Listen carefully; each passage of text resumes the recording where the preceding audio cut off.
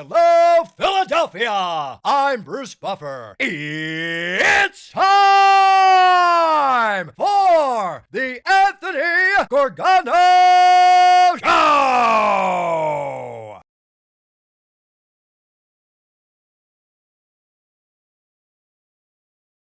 Oh, good morning, good morning, good morning. Happy Monday across the Delaware Valley. Hopefully, this is the last of the bitter cold spell that we have to endure this winter. And then the long Russian winter is upon us. Without football, it's all about hoops and hockey and a glimmer of baseball in spring. Well, that's a little further down the line. Super Bowl 60 in the books. And my biggest thought was the 2024 Eagles bury both those teams. Look, Seattle was good. Played very well. They deserved it. They had a great run, beat the Rams. And there was really, this game was decided early on when the Seattle Seahawks just went through the left side of the New England offensive line like paper mache. Will Campbell couldn't do anything. Got knocked on his butt a bunch of times. They blitzed from that side, and then the Drake was a puddle. You saw him like seeing ghosts. It was a pretty nasty display, and it was kind of like I was imagining what the 2024 Eagles defensive front would have done to Drake May. I mean, it probably would have been even more pronounced because of Jalen Carter and what was in the middle. But look, the Seahawks just able to dominate up front, and then that was the game. They just couldn't do anything. Like Drake May showed his youth. He didn't have much time. When he did have time, he rushed his throws, and it just became a lopsided game early, kind of an ugly game, even though they're in it the whole way. It was field goals and field goals and field goals up until the fourth quarter when the game just kind of got into garbage time. But it was an ugly Super Bowl 60, I think. Very forgetful. Probably there's been a couple of bad ones in that Rams game recently, but this one I think was probably the worst. In that it wasn't COVID, it was none of that stuff. This was just a bad Super Bowl. And the interesting thing is Sam Darnold wins. What does it say about the franchise quarterback? Like, if I'm in Buffalo today, I'm sick.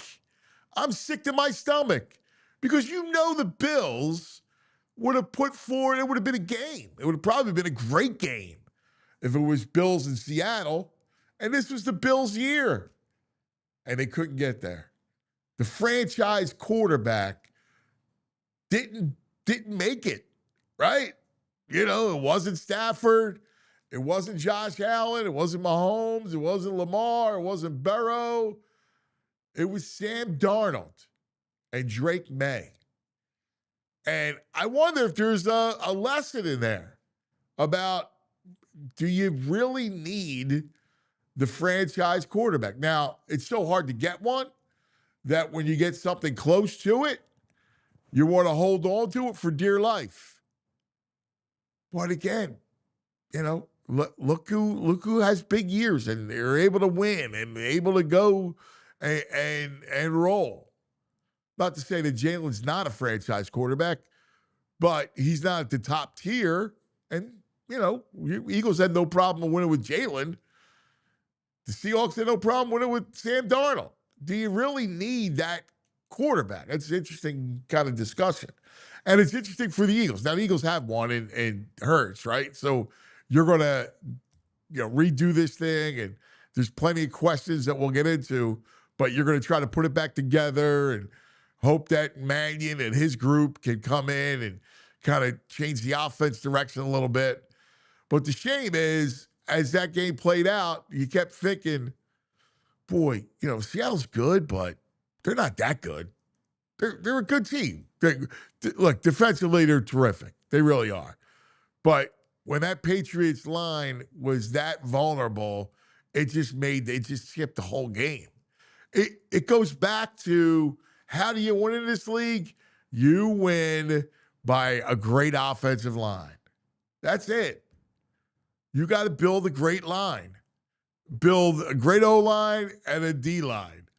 And that's how the Eagles won with Nick Foles. There's your example. And that was the key. Same thing with Seattle. That's why if I'm Minnesota, I'm sick to my stomach. Like I had Darnold, and I moved away from him. I could have franchised him, and not went with the kid. So interesting, that league. It's built so there is new blood every year, but it's the best sport, and it's the worst championship of all the sports. The worst. The Super Bowl gets even more absurd every year. Like last night, that was just a bad TV show in my eyes. It had very little to do with football. It was, the game, when the game was on, all right. But all that stuff around it, I leave to my man, VG. Good morning, VG. What a pile of crap that game was. Oof. I take glee in that Boston loses. Bleep them. I'm glad they're all miserable, and it's maybe the most woeful offensive performance. They can cry all their championships. Yeah. Well, cry away. I'm frustrated because it almost feels like, Nick had a little bit of gravitas coming off the Super Bowl, and when he could have made a change at offensive coordinator, he went with his boy Patullo, and it feels like this is a year where if they were just slightly better offensively, they could have had it back-to-backs. That's frustrating. And yeah, I mean, like that's not something to gloss over. The fact that we were going for like our dynasty moment, right? I would say they needed 14 points to win the Super Bowl. This offense could have put up 14 most games.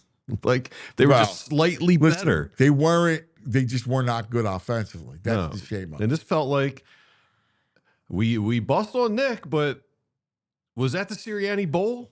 Is that the blueprint? You look at these quotes, and Darnold's like, I knew going into the game, I just had to protect the ball. McDonald's talking about just protect the ball. We got the defense. They got a running game. Did the Eagles last year lay the blueprint for the future of football? No. Good defense, good running game, and a quarterback that's mid-tier. But their running game wasn't good last year. Whose? The Eagles. No, I'm saying last year when they won the Super Bowl. Is that the blueprint going forward? Well, yeah, if you have because it looks like the Seahawks did it exactly the same way. No. The blueprint is a great O-line and a great D-line. That's the blueprint. That's how the Eagles won both their Super Bowls. It's not about being conservative, because I don't believe in being conservative. I don't think that that's the right way to play the sport. What I think is the way to build it is build great fronts. The game is won up front. That's where the game is won. They won that game last night because Will Campbell couldn't hold up. Why did they not make an adjustment and give him a little help over there? They tried. And listen, he's a terrific coach. McDonald's a really good coach. What did he do? He blitzed from there too. Mm-hmm.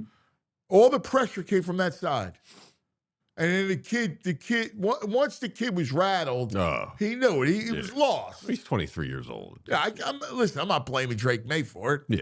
But, the kid was awful for 3 quarters. Like, it wasn't until pretty bad the whole season. Well, it wasn't, until it was garbage time. It's funny, like it shows you he went up throwing for like 280 yards because it was just garbage yards. Yeah. But no, I completely push back on this notion that let me play prevent offense is the way to win. You can roll your eyes all you want. It's about the front. It's about a D-line and an O-line. That's football.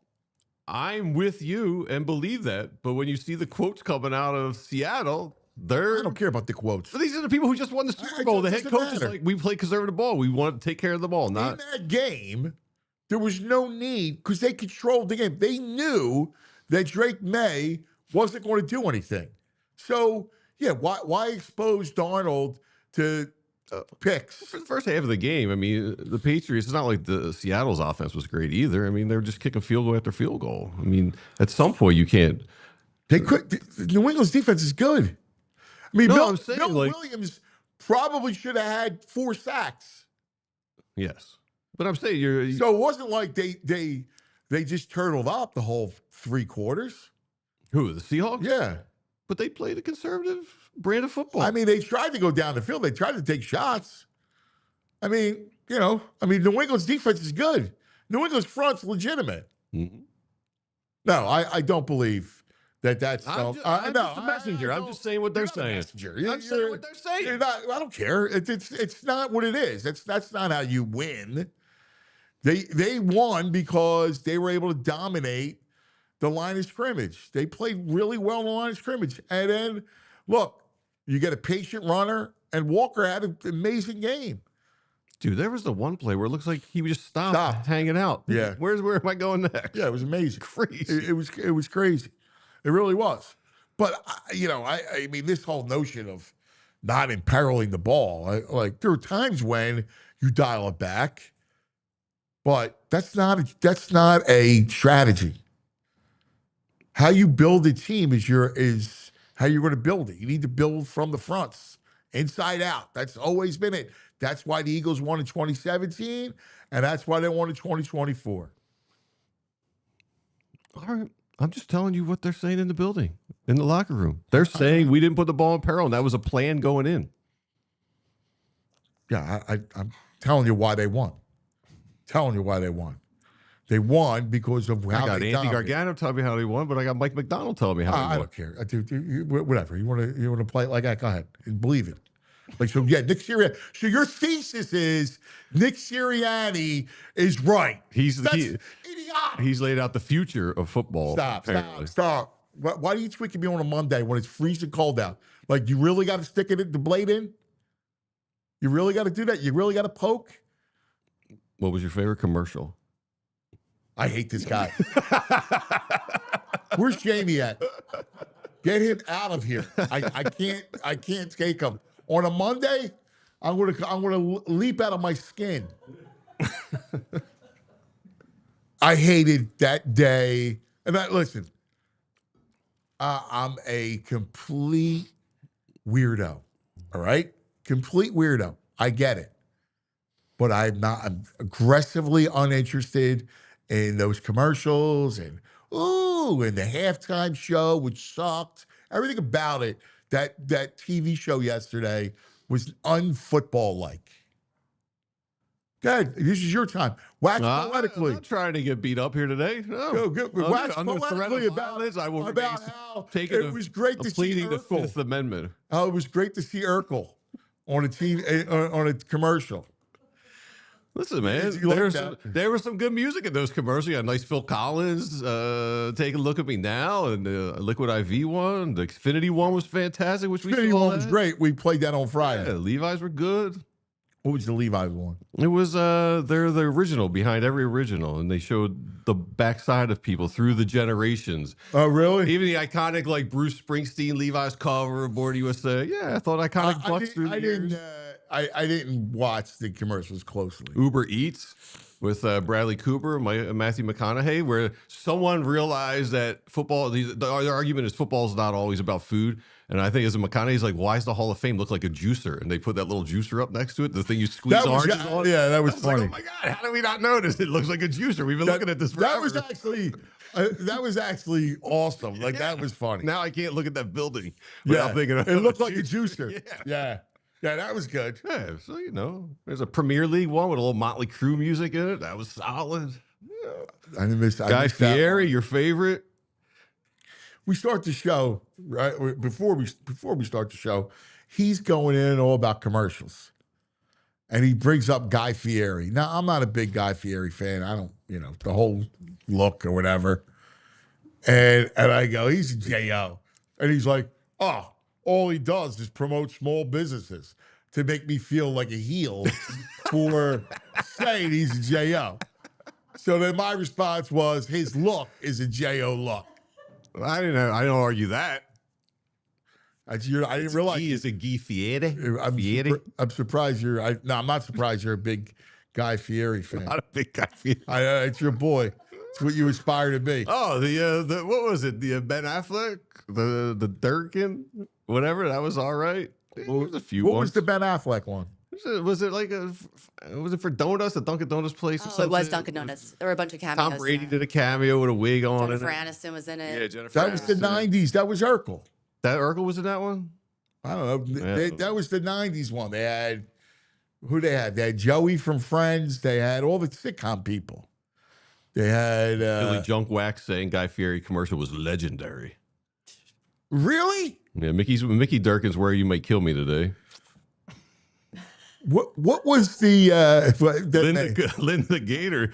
I have the complete opposite feeling. Love the game and the show. Why is Cuz such a curmudgeon?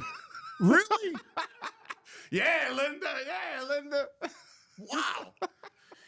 I really hated it. It's like I tell you, I hated it. I hated everything about that Super Bowl. Oh man, no way, man. That's funny. I guess I Joe Rockhead, VG just stating facts. Thanks, Joe Rockhead. Love you. Sammy fell asleep during the game. He said it was so boring. It's funny that Linda loved it. Like I didn't. There was nothing about that game that I just enjoyed. I didn't enjoy any aspect of it. Well, the thing is, I had to find joy because the game just stunk. I was like, all right, I need to find joy. Oh, Linda liked the game. Yeah. I think you liked the game. Maybe she likes defensive battle. She's a D-fan. I mean, JSN, defense win championships. Not wrong. Yeah, isn't it interesting how we consume things? It's fascinating. Like, I don't want to be a curmudgeon, but I'm just not. Like, I just got to say, when I love something, you know I love it. Linda and I are locked in. She's like, Fieri's a good dude. Yeah, Linda. Is he? I don't know him, so I just look at the look. I'm just not a fan of. So it. what is the least? What's the most irritating part of the look? Is it the peroxide hair? I don't know. It just feels like I don't love the You know what it sunglasses back behind the head. It just feels like you're trying hard. That's all. Yeah. But whatever. I like. But that's not my like. Put it this way. Everybody's got their own taste, right? Mhm. So Guy Fieri's, God bless him. He's just a star, right? Like he's made himself into being a star. Yeah. I was a Bourdain fan. Like I loved Bourdain. Like I watched that show. I just loved that show. That was more stuff that I like that went towards my taste. You're not a hot rod guy cruising around with No, the top down. diners, drive-ins. Listen, it's great, all the food and all that stuff. But I like the more out of the way, more different kind of, travel to I would lean Bourdain myself. some exotic port and wander the streets. Rich McAteer, good point. The Philadelphia Eagles eagle was in that Budweiser commercial. That one I liked. Yeah, that was a that good one. was a classic. Yeah. That was a classic. I don't know. Chris Nevin says the flame shirt, skull rings, the bleached hair, and weird goatee is the least of his problems. X-Man 333. Guy is a J.O. Agreeing with you. I here's the thing. Football's done, right? Yeah. And I look at the landscape ahead and I'm going, all right, like I need like a couple weeks to mourn. If that makes any sense. Like I love the rhythm of football. Yeah. And the Super Bowl is too much. It's like a cacophony of just stuff, right? Like it just is at you. And it's kind of antithetical to football. Yeah, it's because the game is secondary to the and that always is something I don't enjoy. Philly Jugwag says, Cuz was kicked out of Flavortown. We need to know why. He thinks you're holding a grudge against Guy because he kicked you out of Flavortown. Which Flavortown? He's always like, let's go to Flavortown. Like, that's one of his lines. You banned for Flavortown. I'm out of Flavortown. Oh my God. Yeah, dude. I'm just sitting here thinking about the landscape. I can't. You said something about the Phillies, and I got to go into the baseball season with a good attitude. I mean, baseball news this morning is Ozuna has signed with the Pirates, so I'm glad he's not with the Braves anymore. I hate that guy. Yeah, he was always like a killer. Yes, he is. He's a Philly killer. I need to go into the baseball season with hope. I do. You can laugh all you want. I don't know if I'm there with you right said now. Something. Hope of what? What is the hope? I And don't, national dude, pennant? I don't know. Dude, I need it. Like for sanity purposes. Look, I look at the Sixers, and what a trip. They've had a really good trip. But can this team get out of the East? I think yes. Our guest later on, Murph, he's planning out the offseason already. He's moving on. You think they can actually get out of the East? I do. I do. Well, I don't trust your judgment. Was there a moment last night at all? I mean, I go ahead. didn't bet the over, but at some point where I was just like, oh my God, just dial back the pressure, please. I just want to see a couple completions and a little bit of offense. It was relentless pressure last night. Well, it was just you can't protect. I know. It was like, oh my God, please. So you can't protect. Stop blitzing the kid, please. I just want to see like when you like that was it. Like you can't protect the game. The game's bad. It was. Well, the amazing thing is that Seattle moves the ball up and down the field. I mean, only had one offensive touchdown, but JSN was a passenger the whole time. Yeah, got hurt. Was it non-factor? Christian Gonzalez played out of his mind. He was awesome. Him and Witherspoon, man. Yeah, like they were awesome. But like JSN's not even a part of it. Nothing. And they're able to just, You touched on it. The biggest losers other than Boston, man, Minnesota. Oof. Well, if you're watching Sam Darnold win. Yeah. I'm actually happy for him. Darnold? Yeah. That guy's been through the ringer. Like, he got killed. I think it's a lot of bad coaching he was with. Yeah, I'm happy for the guy. I think, you know what, he deserved it. Yeah. But it does show you that you don't have to win with the franchise quarterback. Like, as much as I'm kind of upset about where the Eagles would have been today, if you're in Buffalo, are you kidding me? Yeah. Because I think the Bills beat Seattle. Well, it'd definitely be a far more competitive game. Yeah. Because they got a way better offensive line. And then you got Josh. Josh made, as much as he is a, riverboat gambler, he's gonna make plays. Yeah. It would have been I would have rather watched that game for sure. That would have been so much more entertaining of a game if it was Bills and Seahawks. Way better. Instead of this one. Clunker. Instead of this one. I know it's funny not to be sour grapes about it with the Eagles, and I'm not trying to be, but I just keep going back to that Eagles defense was so good. I think but the Eagles defense, the only solace I'll take is the Eagles defense is that good, and that'll give them a fighting chance next year. Yeah. Well, there's a lot of, I can't even think about next year. We got so much. I looked at odds. EJ's coming odds up. were out this morning. They got the 5th best. They're tied for the Packers. 5th Who is best it? odds. It's Seattle. Hold on, I gotta pull it up. I think it was Seattle, Ravens, Bills. Ravens? Yeah, I think so. Really? No, Seattle, Rams, Right. That makes sense. Bills, Yep. and I think it was Ravens, Packers, Eagles. Packers and Eagles were tied for 5th. Really? All right. We got lots to get to today. Man, this is going to be I'm going to need the chat's help. I don't know if you want the chat's help. They might be poking you like I'm poking you. No, I need that. Listen, I'll take the pokes. I need it, though. And Joe Rocket is right. The Olympics have been great so far. They've been a blast to watch. I was just watching women's freestyle skiing this morning. Killer. What am I missing? The one from China and the one from Switzerland were just out of their mind doing 1,200. I don't even know what 1,200 flip over twist are. Mickey Durkin wants me. He thinks I need a helmet today. I got to ask Joe Rockhead, because Rockhead and I usually mesh. Oh man, the Lindsey Vonn. Oh, what tragedy that was. You see that? No. So she's trained. She's I know, the ACL, yeah. 13 seconds in, man. And she was overdoing it speed-wise, they say, but her arm clipped the flag, flipped her up in the air. She had to get she was a great story. She got to get helevac'd out. Oh, no. Yeah, like cracked her leg. She had to get surgery on her leg. That's horrible. Yeah. Like when the hockey starts, I'll be in. Hockey starts Wednesday. Steve Sharp's, I mean, he mentioned this was a big thing yesterday, the Phoenix Open. Oh, yeah, This the waste management. They've really built this into a thing. Well, because the crowd's into it. Yeah, they call it the People's Open. Yeah, because the crowd yells and screams, yeah. you know. Yeah, but the bars had all that on. People were wagering like crazy on the Waste Management Open. Yeah. I didn't, I got to expand my sports purview.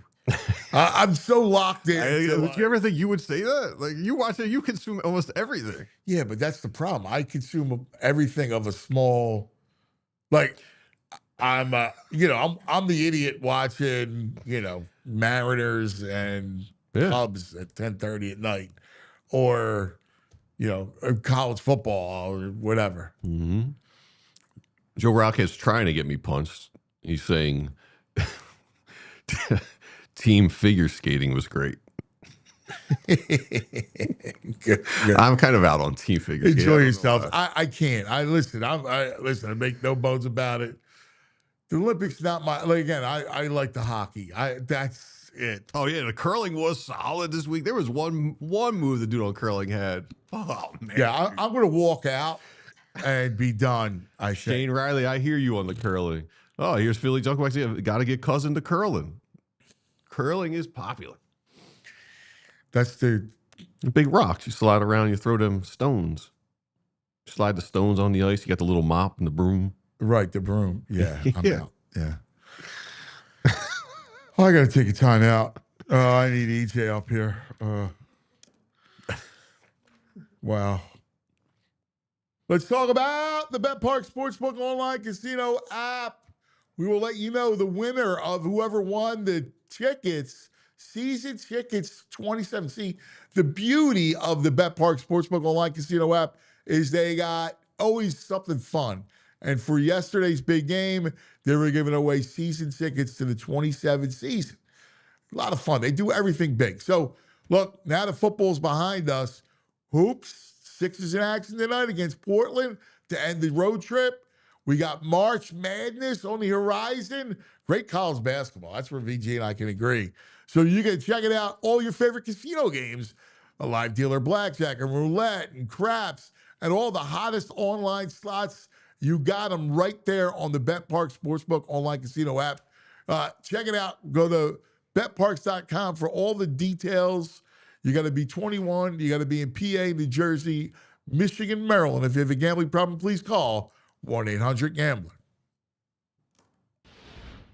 Let's talk about my friends from Xfinity. I love my Xfinity. What if I could tell you, what if I said to you, you could have reliable and intelligent Wi-Fi, and what if I told you keep the price the same for 5 years? That's right. The Xfinity 5-year price guarantee. Imagine Wi-Fi that makes everything in your home work together, that finds and fixes problems before you even notice them, like super intelligent Wi-Fi with a sixth sense that lets you stream the game even when the whole family's online. That's my problem, all right? I got 2 kids. I got my wife, all right? And I need no interruptions. That's why I love my Xfinity. No annual contracts, no hidden fees, and Xfinity's best equipment included. Take it from me. A lot can change in 5 years. Championships are won, records are broken, but your Wi-Fi, it should stay reliable. Lock in your price and unlock possibilities with Xfinity. Learn more at Xfinity.com. Xfinity, imagine that. Restrictions apply. All right, now let's go to find out what's next for the Birds. How do we get the Birds to Super Bowl 61? Joining us fresh off his trip to San Francisco and all the festivities of last week for the Super Bowl, our man on the Xfinity mobile call-in line, E.J. Smith. Give me an E, give me a J, give me an E.J. Give me that E.J. Smith. Good morning, E.J. What's going on, guys? How What's we up, doing Jake? today? Oh, we're great. I'm not good today. Now, why is that? Is it because you feel the missed opportunity? Is it because the game? I mean, I didn't mind the game. Defensive struggle. I can sign up for one of those. You know, you're watching two good defenses, aggressive defenses. I enjoyed the game probably more than the consensus. Yeah, I hear you. I didn't. It's all the above for me. I mean, the problem with the problem with the Patriots, I thought, was Yeah. the left side of the line was just awful. It was paper mache. I mean, Will Campbell Yeah. was horrendous, like just horrendous. So I mean, listen, it was great that they exploited that piece of it, but once they got in Drake May's head, the game was over. Yeah, one of the worst tackle performances I've seen in a long time. It kind of reminded me of, this is a deep cut for you. Do you remember King Dunlap Yes. with the Eagles? Do I Kind remember of King reminded me of Dunlap? that. Yeah, I remember King Dunlap. Like usually a guy will figure it out midway through a game. Like even like, the years with Andre Dillard where it was an adventure, he'd kind of steady himself eventually. But yeah, no, I mean, listen, it was it was not a good day for the Patriots. But I share the feeling with you, which is that I know the way the Eagles played this season, you can't really make an argument that they deserve No. to be there. But the talent that they had and the way that this season went, this was an opportunity for the Eagles, and it was a big missed opportunity. I don't think that And there's any way that around. and you nailed it. That's where I'm at. Like if I'm in Philadelphia or if I'm in Buffalo, I'm sick to my stomach today Yeah, yeah, no, for exactly. obvious reasons. Because yeah, I mean they had the talent, and they had the path available to them. Whenever I look at clusters of Super Bowls, you usually see the top quarterbacks take the majority of them. And I actually think that there's an interesting trend going on now. Mike Sando of The Athletic had a good story about this morning, where it does seem like opportunistic GMs are becoming more of a competitive advantage, right? Where, the Seahawks path back to the Super Bowl is similar to the Eagles' path last year. They move on from a franchise quarterback. They rebuild, starting with the defense, especially even with a secondary in particular.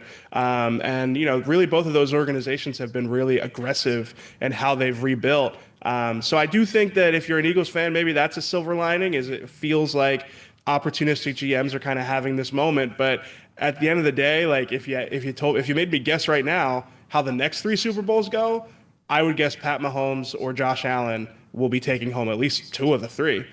So you have to pick your spots. Interesting. I don't know that the franchise quarterback matters as much anymore. Yeah, no, I mean, it's like the ebb and flow of the league, right? These guys get paid. If you have one of those guys at the top of the market, the numbers getting more and more, just it's tougher to build around, right? So I don't know if it's a coincidence that the last 2 years, obviously Jalen is toward the top of that range, and so I mean Darnold's in that, but neither of those guys are like top three, highest paid quarterbacks in the league. And I do think if you have a smart GM that's taking advantage of, some of the mechanisms that the Eagles have taken advantage of for a while, not every team is doing that. So it does give you a competitive advantage. And, I know Howie and John Schneider are close. Like, they are probably as close as GMs can be. And yeah, no, I do think that those guys have sort of figured out an edge here that they've both been able to take advantage of. Yeah, the whole league it's. I mean, it's listen. That's why we love football, man. It's Yeah. part of my. People are calling me curmudgeon because I didn't like the game or the. I'll never get involved in the commercials. All that stuff is just not my Yeah. not my thing.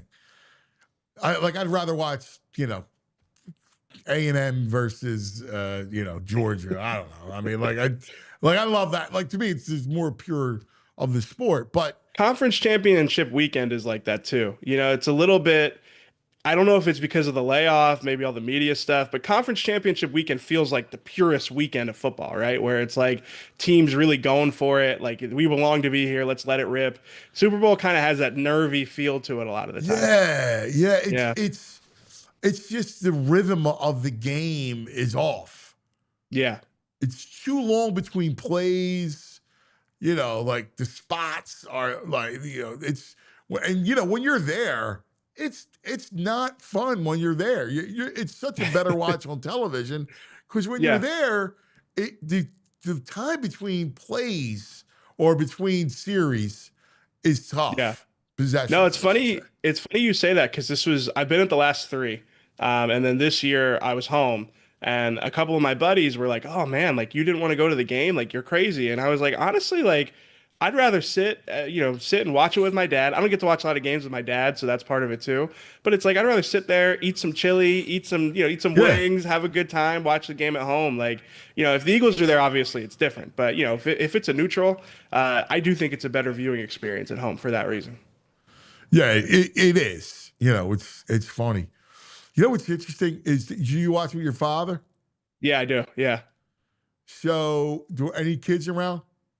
Yeah, but they're not really locked into the game, and he is like he's calling out stunts and calling out different zone coverages. Oh Like man, I love your he's dad. into it. Yeah, Your father's my kind of guy, man. yeah, yeah. No, I mean he really is. He's like, did you see that stunt? Like, oh man, like he's one of those guys. He sees everything. It's just like former coach. So, but no, it's fun. It's fun for that reason. Yeah, it was interesting. So we went over to my buddy Tooch's house. So my whole family, my wife and my kids, and then we went over. He lives close by. Went over to Tooch and his wife Debbie and their daughter Alyssa. So, we ate well, right? But Mhm. it was me and Tooch watching the game. My Anthony and Massimo. Now they both play football, right? Yeah, Anthony was watching, but Massimo had his earbuds in and phone, and the girls were just on the other. They weren't even watching at all. So Yeah. it was really just, and Anthony was half watching and half on his phone. That's a tough game for kids to watch. It was a tough game for us to watch. Well, it was funny because Unless you're like EJ, which people in the chat are thinking you were on some gummies you brought back from California, thinking that was a good game last night. Not that. No, definitely not that. But it's interesting because I wonder about the viewing experience because, especially with kids, like my buddy Vinny was at his cousin's and there were a bunch of, when I say kids, they were like teenagers and all, and nobody was like really watching the game. Yeah, I worry about that because my nephews don't like. It's just a generation. It feels like of these kids. They may like to play the sports, but I don't know if they like watching it. I agree. I wonder if we're kind of in this weird sea change where the kids don't watch as much or aren't as interested. Mm-hmm. It's like I mean, I know in other sports, like highlights are a big thing. Like nobody really wants to watch the full game. They'll just watch my like a mom will 13-minute watch snippet. highlights Yeah. of the NBA. Like, Yeah. I mean, that's basically how most people consume the NBA. I Yeah. feel like these days. I mean, not me. I love watching games. Like the unfolding of the story. Maybe some of it's also just not having that big name. I do think like dynasties are good for sports in the terms of people get interested because it is. Pat Mahomes, who's going to unseat the champion. And this year was kind of a departure from that. And I don't think that that's like something that's going to happen all the time. I think sometimes after, Super Bowl, people will overreact and say, this is the direction the league is going in. I still think it's going to be a quarterback driven league, but I do think again, like there might be more opportunities for opportunistic teams like the Eagles and the Seahawks, if, in the margins, I guess. so let's get to how the path to 61 Yeah. and where that begins. So you spent a whole week out there, and it was a wild week for the Eagles, right? Like we say goodbye, Stout out, like that was huge news. There's all kinds of stuff. It's convention out there with, scouts and players and GMs and you name it. So what was the Eagles were a big topic conversation. Yeah. Tell us what you learned. I think the sentiment out there is that the Eagles are in this weird transition. Maybe you'd call it a panic phase. I've gotten I got a lot of questions. The things people kept asking me about is like Nick Sirianni. What is it that he does? What is it that how can he? What recourse does he have to kind of get this thing back on track? What's going on with AJ? Where's AJ's head at? And then kind of just generally the tension that's built up around the team. And I think to a certain degree that tension, we've talked about it before. It comes from Jeffrey Lurie, it comes from Howie in a way that's actually probably good for the bottom line of winning and losing. But I do think we're seeing, some unease, and again, this transition that they're going to have to go in. So, but really for me, like one of the biggest things, we talked a lot about AJ Brown all week, and what's going to unfold with him. Obviously, we actually saw him in San Fran I think that was Wednesday night. And now there's been some podcast appearances that have trickled out with AJ. So I'm curious to see if he says much in any of those. I'll be honest with you guys though, like even if he doesn't say a whole lot in any of those, I wonder if that's because he knows he doesn't have to like rock the boat necessarily to get what he wants. And I know that sounds maybe a little crazy, but I do think being there, having conversations with people, I think there is an expectation that the Eagles will try to move on from AJ. I think it's going to be a matter of what the market is for him. It was interesting because I saw a line from saying, it's a privilege to be part of the Eagles and, kind of said the right thing. But I'm kind of hearing the same thing. And, dude, I just don't think look, I get the guy unhappy, all that stuff, but it's never good saying goodbye to an elite type of player. Sure. No, I mean, absolutely. And the Eagles are going to have a lot of turnover on offense. Obviously, what Jeff McClain reported at the end of the week last week about Landon, like there is a chance that, I mean, it's a small chance, but there's a chance that 4 of the 5 starters from last year's offensive line need to be replaced. Depending on how you feel about Tyler Steen, Lane, Landon, and Cam Jurgens, I would say that they're all relative question marks. Cam Jurgens the Eagles have an interesting decision with Cam Jurgens' contract coming up here. So, there's a lot of turnover that's going to happen, and I think for that reason, a player like AJ, you probably do want him to be a part of this next phase, but I just always go back to, does he want to be here? And if he doesn't want to be here, do you have a way back? And I just don't know. I don't know the answer to this those whole two. notion of put the toothpaste back into the tube. Yeah. I get it. Here, I think what they would like to do is, hey, let's go back and let's take one more shot at this thing, right? Like, let's see what we can do. Because you can't go back if you have no AJ Brown. Now, I'm going to take it at face value that I think Lane, you sweeten it for Lane. He does one more year. It's hard to walk away from that check. My guess is he still has an itch to play, and same thing with Dickerson. And I know Cam was beat up too, but I think you got to try to run it back as best you can. And you're going to have natural things like you're going to need 2 tight ends, you're going to need another receiver that you'll probably draft. So I would try to keep as much status quo as possible and take one more shot. And if it doesn't work out, then you're going to have sweeping changes. Yeah, on the offensive line, I agree. I could totally see Lane coming back for another season. Still think it's up in the air, but I kind of feel the same way about you.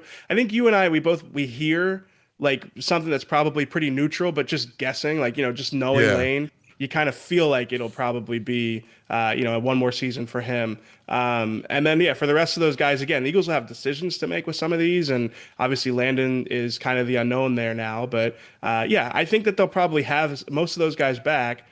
I keep going back to it with AJ. It's like, it sounds good. It sounds good to have him back for one more year, but I don't know. Like, I'll ask you, would you sign up for the version of AJ that they had last year? Like, because that might be what you're signing up for. I'm hoping that with the new direction of the offense, that you don't have last year's disgruntled. I mean, he was disgruntled, right? So sure, no, yeah, absolutely. I mean, he was unhappy, disgruntled, whatever you want to call it. So I'm hoping that with a sea change in offense, that maybe that gives you a better AJ. But obviously, you can't have a miserable AJ the whole year. Yeah, and then the return becomes the thing for me, because I probably wouldn't sign up for another year of risk of having an AJ Brown that's not running out routes and missing opportunities because of it. But if I'm only getting a second back, I'm probably not doing that. If you can get a late first, then you're talking yourself into using that pick to kind of turn over into this next generation, whether it's investing up front or getting another receiver in there. It feels like he's been disgruntled for 2 years now, though. I mean, they wanted the year, but just right afterwards, No, I know. So, Yeah, no, I know. so I mean, he's saying all the right things right now. Do you guys think this is no, I think he leaves. I think I think, Yeah, I don't think that him saying all the right things is like I a don't- signal that that doesn't- everything's like, is this more fine. so Yeah. like, yo, we're trying to move you, be cool, so you don't seem disgruntled, so you ruin your value for us here. Yeah, but now we'll listen, try it and would have find been a place. worse. It would have been worse if he came out and just poured gasoline on it, obviously. But to me, him not pouring the gasoline on it doesn't mean that he doesn't expect it to light. You know what I mean? It's like he still could expect to get moved, and at this point, it's just say the right things. You know, because I think people He's a bright always guy are. too. He also understands that. I don't think he needs Yeah, to I was just spell about to it say, I out. think people are so like they think that because AJ is frustrated and that he's kind of gotten himself into this like diva wide receiver mold that like he constantly is always doing something in pursuit of that. Like he's smart. He understands how these things will be taken. I think he probably just doesn't want the blowback. You know, he probably just doesn't feel like again pouring gasoline on it. So I don't think that necessarily signals that like everything got fixed. You know, I think it's probably more complicated than that. So, one of the other issues is that, and it's a shame because he is such a dynamic player. But, to your point, being unhappy and, wondering I mean, maybe it's best that you move on, but you're going to have to figure out like what you do. Weapons. You're about to change the whole offense. Like you're better suited to stick with a conservative run-based offense if you're going to trade AJ. But now you're going to open it up, and we got one receiver so far with Devontae. Yeah, you're probably drafting somebody early, or you're leaning into being like a 12 or a 13 personnel team, and you're drafting a tight end it's early. great to be a 12. You don't have any tight ends. Right. Yeah. No. I mean, if you target one early in the draft, then maybe you lean into that. But no. I mean, it's a big projection, and that is why the return it's going to be everything. You know. I mean, even like the Bills have the 26th overall pick. I'm looking at it here. Like, I mean, the Patriots losing. I mean, they got the 31st pick. The Ravens, where are the Ravens at? Ravens have number 14. I don't think the Ravens are trading 14 for AJ. So No. it's probably 14 for AJ and a third or a fourth, but those are the types of things that the Eagles will. I mean, that's what they will have to figure out is if the market is that good, if it's good enough that you can get a one that helps you rebuild it. Otherwise, yeah, you're keeping him because he's such a great player. But I think that the dynamic there, being there, having conversations with people, like it does seem like this is where everybody expects it to be heading. So what do you think? What do you think happens with Sirianni? I think this is. I mean, this is going to be Obviously he's coming back, but yeah, but this is going to be an intense year, and I mean, like he's been through it before. Obviously, in 24 he handled it. Well, yeah, I guess I mean, they won the Super Bowl is what I would say. But again, we saw how those first 4 or 5 weeks went, and I think the scrutiny is going to be just as high, if not higher, going into this season based off all of the moves. Stoutland leaving, just the way that this offseason has gone. Obviously Kevin Patullo getting fired. There's sort of been like a clearing out of like the accountability is going to fall at the feet of the head coach. It's not if the offense doesn't look the way we expect it to look. Obviously, Jalen will have a big hand in that as well, but I think that it's going to fall at the feet of Nick Sirianni. So it's setting up like a real inflection point of a season. The way that this offseason has gone, I expect it to continue to go that way, where there is going to be a lot of pressure going into next season.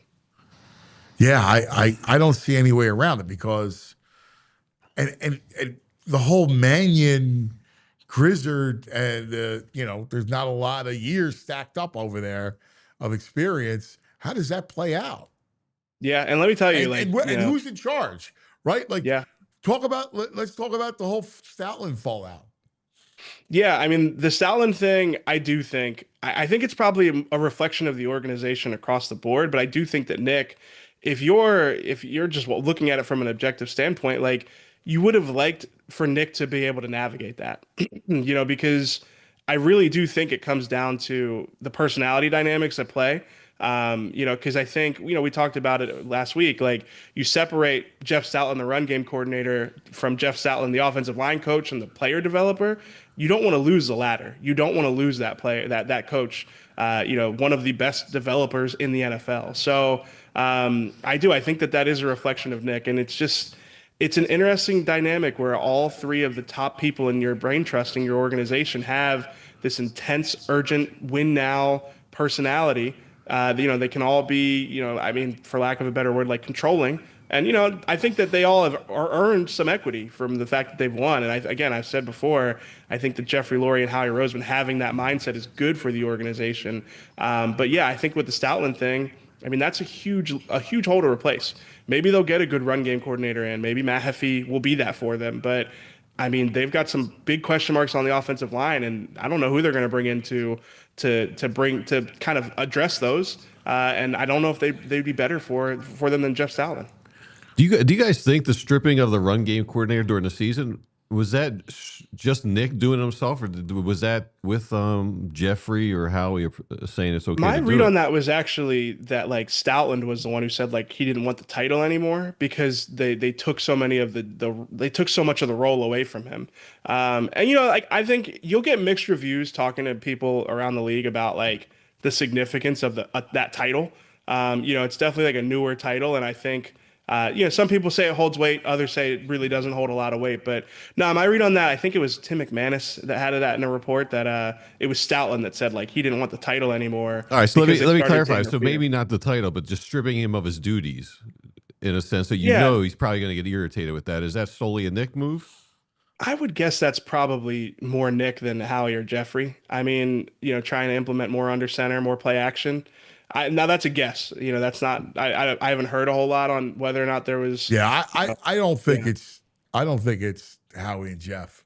I think that was a Nick move. It would surprise me. Again, I haven't heard either way, but it would surprise me if it was Howie or Jeffrey saying like we need to get under center and run play action more. I think that they've got opinions on what the offense should look like, but probably more in terms of like the hiring cycles and I think their input's more weighted now than it would be in the middle of a season. Yeah, I don't think they're game day. Like on Fridays, I don't think they're running the game plan by Howie and Jeff. It just seems like Stoutland was just like a revered, like, he was a carryover, and I didn't know if Nick had to be like, hey, we're thinking about, taking over more of his responsibilities. Are you guys cool with this? Because he may get upset about this. Yeah, listen, what came out was he felt unheard. Yeah. And that to me is mind-boggling how you don't involve him and pick his brain and talk to him like that. If you're trying to do different things, right? I get, maybe he's not the biggest fan of under center and that kind of play action and, ghost movement, but these are basic concepts. Play action is a basic concept, right? Like under center play action that's been around for 1,000 years. So there have to been a conversation. That's the thing that I keep going back to. Like, how come there was no, hey, Stout, like this is what we, you see it. We need to do certain things. Like, we all saw the issues. How could there be such a disconnect? Yeah, it's it's funny because we had a similar conversation about Jalen, where it's like. I think all of it traces back to like a lack of like fundamental understanding of the mission statement on offense, right? And being able to have the conversations to unpack it and get to the why. Like, why are we doing something? And maybe it's like, because at some point it's like if Jeff Stoutland is vehemently opposed to some of these things, then figure out why and figure out ways to work around it. I think it all. Like the common theme with all these things, like whether it's Jalen not throwing over the middle or, Jalen not running is probably a different conversation, but Jalen not throwing over the middle and, the lack of pre-snap motion, like some of the, especially the creative stuff, the stuff that really creates, mismatches and advantages for the offense. Some of the under center run stuff, like I think it all at some point it just lacks the creativity to figure out how to work around it. You know, I mean, if you have a really good, capable staff of coaches, then, you know, Stoutland feels really strongly about that. Again, we've seen them have high level offenses with the tendencies and the preferences that Jeff Stoutland had. So I do think that, again, that's kind of the common theme here, right? Is like it might be more difficult. It might be harder to sell somebody on something, but like if you're creative enough and if you have, you know, enough conversations about it, you would think that you'd be able to figure out common ground or figure out a way forward. I don't get it. I just don't get it. Hey, EJ, do me a favor. Hang tight because I got a couple things I want to run by you, and we got to take a quick TO and talk Okay, about yeah. our friends. Thanks, EJ. Still more to come on what's next for the Birds. But first, let's talk about some of our friends. So much, you realize you forgot to eat. Well, that's why I've been loving what Wawa's doing these days. Wawa now has $5 deals all day long. Honestly, it makes life so much easier. You're starting early. You grab the $5 big breakfast meal deal. We're talking breakfast sandwich, hash brown, any size hot or iced coffee. That's a full morning win for $5, 5 to 11. Then later in the day, the value keeps rolling. Crispy chicken sandwich created your way, $5. And they even got new teriyaki recipes. Love the teriyaki for a limited time. It's real food, real value, built for busy days. No planning, no overthinking. Swing in, grab what you need, and keep it moving. Start your day strong. Fuel up whenever you need Wawa's $5 deals. Limited time, exclusive supply. See Wawa.com for details. Gotta have Wawa. Attention homeowners! It's time to make your home work smarter, not harder. With a TrueMark Financial home equity line of credit, you can tap into your home's equity to handle renovations, upgrades, or whatever's next on your list. Do a man cave, pay off some high-interest debt. A TrueMark Financial HELOC Select gives you the flexibility to borrow when you need it on your own timeline. You start with a revolving line of credit, use only what you need, and when you're ready, you can lock in all or part of your balance at a fixed rate for those predictable payments. You only pay interest on what you use, and as you pay it back, that credit becomes available again. No reapplying, no extra steps.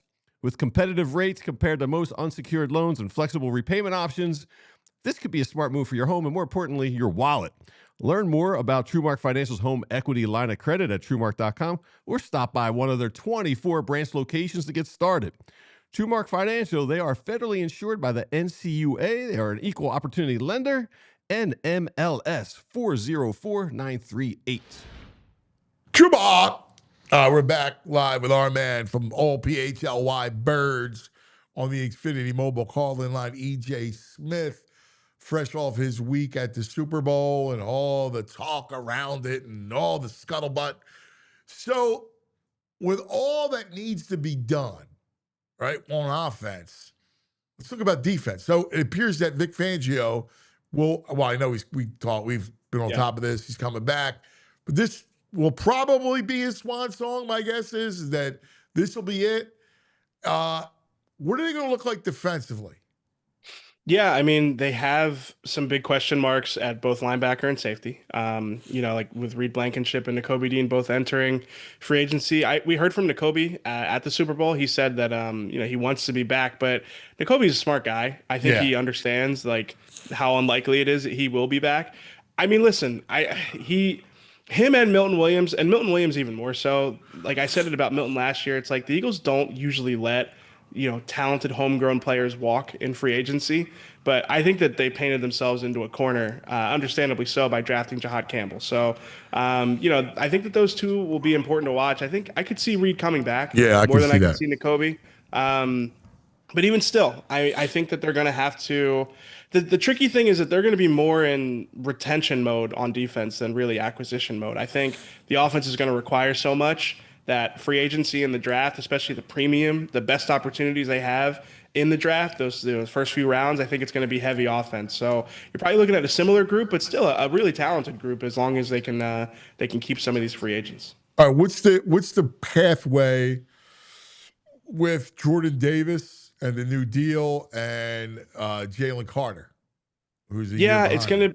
It's gonna be tricky to pay both of those guys. I do think that, but I think I think you probably do it. I think Jordan Davis has earned it. I think you look at him as an important part, an important part of what you do schematically. Now maybe you could say if Vic isn't a long term, if you do think if you do think it's Vic's last year, maybe you do say to yourself like, well, is Jordan Davis a player that fits every scheme? I wouldn't mess around with it though. Again, homegrown, talented player, has become a leader in the locker room. So I think Jordan Davis is probably he's someone that I would extend. And I would make sure that you just leverage what he offers you from a schematic standpoint, sort of being able to play out of those light boxes. So I think he makes a lot of sense. Carter, I mean, it'll be interesting to see what Carter wants and what the Eagles want. Usually, when a player is extension eligible, like the first day that they're extension eligible, the Eagles are working towards signing those guys because the price only goes up. With Carter, if I'm Carter, I'm not sure I want to sign, and I think the Eagles might have an argument there too. So that's an interesting one to watch, because if you're Jalen Carter, you think you have a dominant season next year, you might be worth a lot more. And if you're the Eagles, maybe you want to see how next season goes as well. Now, it's kind of against their history, but I do think it's possible. I do kind of lean into that they let him play it out. Yeah. Because I do wonder if there's some sort of trepidation about giving him the huge Sure. contract. Yeah. You Yeah. know? No, I think it's a real thing. Like usually if we're talking about a player as good as Jalen Carter, it's like, yeah, the Eagles will sign him to an extension the first day he's eligible because Yeah. again, the price only goes up. With him, I think it's a little bit more complicated, but still, I mean, especially, you just see how important like having dominant interior rushers is.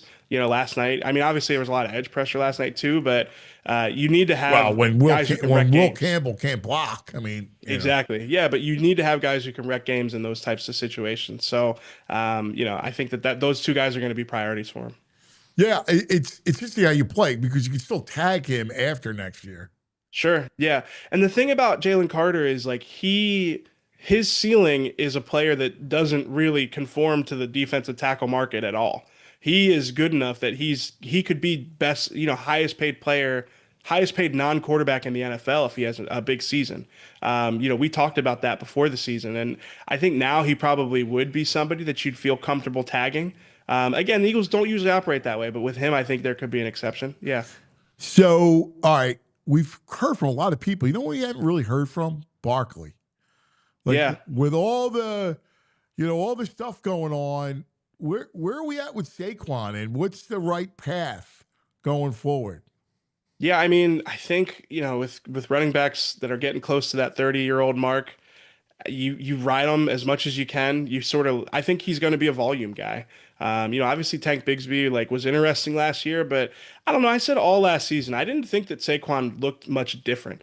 I don't think that it looked like Saquon had lost a step. I just think they were so beat up front that it was maybe it invited some bad habits that he had from his Giants days, but I think the ceiling is still there for him. I think that if you're rebuilding this offense, especially in a Sean Mannion mold where you're probably expecting, I mean, I know that it's not all outside zone, that it could be more multiple than that, but I do still think the way that you saw Kenneth Walker run, I think that is an easy template to follow for someone like Saquon Barkley. So I still think they're going to be a run first, a run heavy team. And I think, just like interior pressure, you need that in big games. A lot of times you need your run game in those big games as well. We saw that last night. All right. What about if you think you're going to be this quarterback? Obviously, we talk about with Jalen and say, hey, look, hopefully Mannion helps him, fixes him, helps him usher into this next level. What are you doing with McKee? You trading him? Yeah, it's a good question. I I'd probably move him, but again, that depends on the market. If you can get a day, what I guess I'm going to turn it around on you. Would you trade McKee for anything less than what, a third? I mean, I'm saying No. a day two pick for McKee. I'm not trading him for a 4th round pick. No. Right. Yeah. Because so again, his value is he's a trusted backup, right? So, Right. In some ways, he kind of got it was kind of unfair for him in that start because he played behind Sure. a very, inexperienced offensive line. Yeah. Yeah, but that is going to ding his value a little bit. I think if you can get a day 2 pick for him, you probably do it. I might even go so far as saying like, you need a second because realistically, if you trade him, you're going to be then either signing a backup, but more realistically, Right. you're probably drafting Right. someone to be that number 2. So yeah, no, I mean it's a tricky one. I could see him being back because a market doesn't materialize, but if you're the Eagles, you probably do want to sell high if you can on McKee this offseason and try to just find a competent backup to replace him with. That's that's the whole conundrum is like, all right, if next year is a down year and you just clean house, you still have good young players on defense, right? Like Yeah. you still have a defense that can compete. So the good thing about how Howie has built it is, there's no rock bottom here. Sure. Yeah, it's not like you blow it up. It just might be, having a retool on offense. Yeah, I mean, I could see them, trading McKee for a day 2 pick and then using that pick to draft another backup quarterback, somebody with upside. I think that it's honestly a good way to do it too. Just kind of keep rotating through backup quarterbacks. Yeah. Are you good with that? Well, I mean, I've always liked that's like a nice safety net. You felt like you I had know. with McKee. I know. I don't know. Yeah, I mean, if they use a day 2 pick on it, I mean, like let's say a third rounder on somebody that Fran likes, you'll be excited about them. Yeah, Frank. It's a weak class, though, isn't it? The QBs. Yeah. It's a weird class. It's a very weird class. By the way, Will Campbell left last night without talking to the media. Well, I mean, So James Bradbury after Super Bowl 57 stood in his locker for like 45 minutes and he was asked the same question like 15 times by 15 reporters and he was there and he was accountable. I can't tell you how much appreciation I had for James Bradbury for doing that. I hope that fans appreciate him for that. Yeah. Like to me, like leaving after a game like that, I understand it. I understand the human element, but accountability is so important. That always bothers me when I hear stuff like that. I know. I don't know what you say. I mean, the Bradbury was just that one play. That was all night long. The guy was just abused. But it's like I don't know. It's like I don't know. Yeah, but you I gotta think stand there. You can't say what you got to stand there. What do Just you be want to accountable. say? And, I was horrible. Yeah, Like, just the say whole that. entire game. Just I say am that. the reason we lost. I was horrible. Now I think accountability in those situations because you're not going to run from it. Like that just means the next time you talk, you're going to have to answer. Bradbury, I felt like was an older veteran. Oh yeah, he was a very right? smart like guy.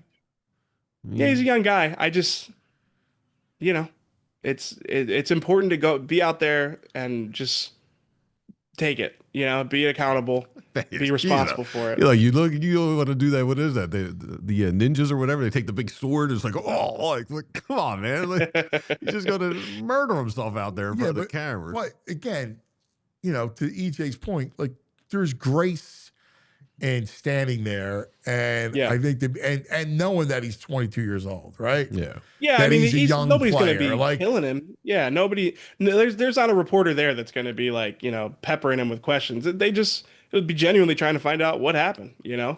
So yeah. I mean, that's why I think you needed to be there. Yeah, it's a shame. Anyway, my brother, it's going to be interesting off season. Our next, lay it out for us because our next foray will be the combine. But what do you expect to see kind of laying it out from then on until then? Yeah, I mean, we're kind of on a crash course to free agency at this point. Yeah, we got combine coming up, and then after that, it's going to be draft season. It's going to be a really interesting draft. We're going to be looking at like a lot of offensive prospects after years of really focusing on defense. So yeah, it will be fun. Like it's just watching a lot of receivers, a lot of offensive linemen. Those are two positions I really do enjoy watching. So yeah, it should be fun. But yeah, it's next up is combine a couple weeks from now. Honestly, that turnaround from Super Bowl to combine is always quicker than I expect it to be. Yeah, because by the time you settle in, boom, it's here. The Underwear Olympics. What's the date? What's the date? You have the date on by here I can find it for you. I know it's in like 2.5 weeks. Yeah. It is. It's the end of February. Yeah, I think it's like February 27th. Yeah, 27th. So a time frame, if AJ is to move, is the combine area a time you might expect it to happen? No, they can't do it. They can't make it official until the end of the league year, but that doesn't mean that they can't agree to terms. There have been there have been big trades like the Matthew Stafford Jared Goff trade a few years ago, like where it's like you agree to the terms and then it just goes through once the league year starts over in March. So it could happen, but yeah, the term it's just agreeing to the trade that would happen now. Yeah. Yeah, that's the whole thing. My brother, always great to kind of sit back and kind of pick up the pieces. Yeah, after the yeah, no. bowl. Appreciate you guys. Talk soon. Thanks, buddy. E.J. Smith on the Xfinity mobile calling line. Man. Someone wanted me to remind you that daylight savings is just around the corner. They're worried about you, and they say it's going to get warmer and brighter soon, cuz. Really? Yeah. Oh, good. Thank God. I need it. I hate this. Oh, we're less than a month away from spring and from setting the clocks. Spring forward? Yeah, March 8th. I can't wait, man. March 8th is good. I can't wait. I mean, Jules laughing. I'm miserable. Like, it's terrible. Like, it's terrible. And like I need like sun. I need. You get a tanning bed in studio. Can we get a tanning bed sponsor? I don't get cuz all tanned up. No, tanning bed. No, I don't want a fake thing. I want I love the sun. Like, I just want to go out and just feel it beat down. Like that. I need those vitamins. And then the sports climate makes it harder. Like, I want to believe in the Sixers to no end. I want to believe that they can make a run out of it. How do we get you there? Like, I think they're good. And I and Embiid's giving me a ton of hope. And Maxi's game is just awesome. Like, he's such a joy. He may be like the greatest. If I'm going to rank reasons for hope, he may be one. Well, or lovability, or whatever it is. He's got that BG-ish about him. Like, just he's infectious. He's the best. Maxi's the best. He's the best. And his game is so good. Like, he's elevated his game to no end. My only fear is, are they going to be able to rebound and defend in a 7-game series? No, I think we're just going to have to outscore people. Yeah, and that's not a I mean, the Pistons, do they concern you? Yes. Yeah. They're good. I can't wrap my head around that. Dude, have you watched them? I've watched like 2 games, but I'm just like... They're a good team. Cleveland, I worry about. Boston, I worry about. Yeah. Even with the Hassa. I think they're more dangerous with the Hassa. Yeah? Yeah. I worry about these teams. And I worry about the 2 aspects of the game, which are defend and rebound. Because you don't get to a title without doing that. Well, hopefully they're an anomaly because they're not going to rebound. And I don't think they're going to get any better defensively. I'm trying to make you talk me into it. We're just going to put a buck. We're outscoring them, man. Lean into it. You're what? Just lean into the offense. All right, let's take a quick. That's not going to be realistic. I don't want to give you false hope. I mean, that goes against everything I believe in. I mean, one year you could just be wrong. One year, maybe it just works. What was that Golden State? Their offense. What was the Golden State with no defense? TMC. You remember Hardaway, Mullen, and Mitch Richmond. Mitch Richmond, yeah. I mean, they're like that. They're not that. I mean, listen, the beauty is Maxey and Embiid, right? And Edgecombe. But even Edgecombe, like, he was in foul trouble the other night. Like, where is all that? Like, that's a lot to count on 2 guys to give you 60 every night. So you think they're in 6th place right now in the playoffs. Can they tread water till PG comes back, you think, at that position? I think so.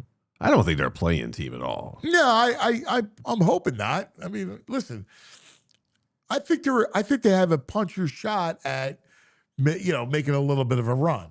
They got a punch shot of first round home series. They're 2 games behind the Cavs right now. A game and a half behind the Cavs for the 4 spot. I don't know, dude. I think that's tough.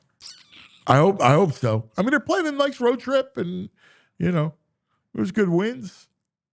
Yeah. And they should have put. Like, guess what? They played the Lakers tough. They should have probably beat the Lakers.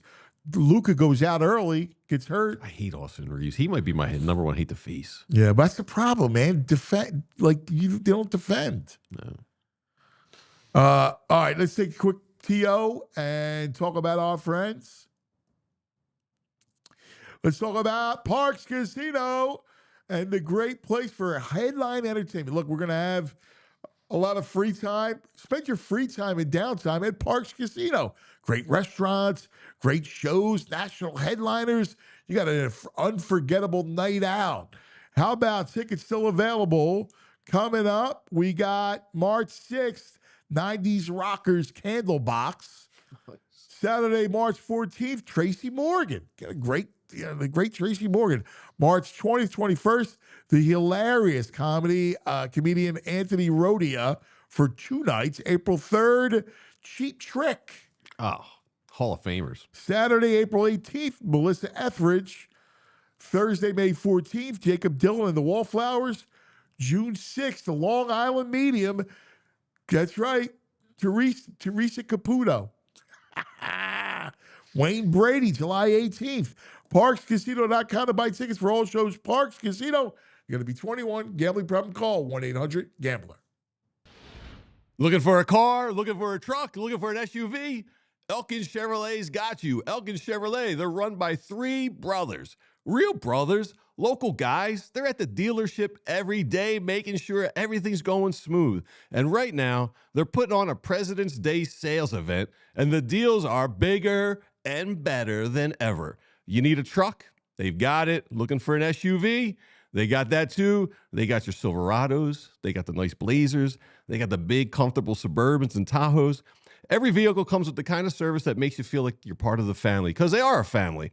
But don't wait. These President's Day deals are only there for a short time. Swing by Elkin Chevrolet, Route 73 South in Marlton, New Jersey. Super easy to get to right over the bridge, and get in on the deals that are just plain honking good. Elkin Chevrolet, they're real brothers, they're real deals, and they got a whole lot of honking good service. Together, let's drive. Let's drive. Yeah. Drive off a bridge. Yep. We're going to talk stickers with Murph. Murph's got us thinking about next year. It is a great piece today, but man, oh man. Well, let's get him up here. On the Xfinity mobile call-in line, one of the great voices in Philadelphia, terrific columnist, our man, David Murphy. Murphy,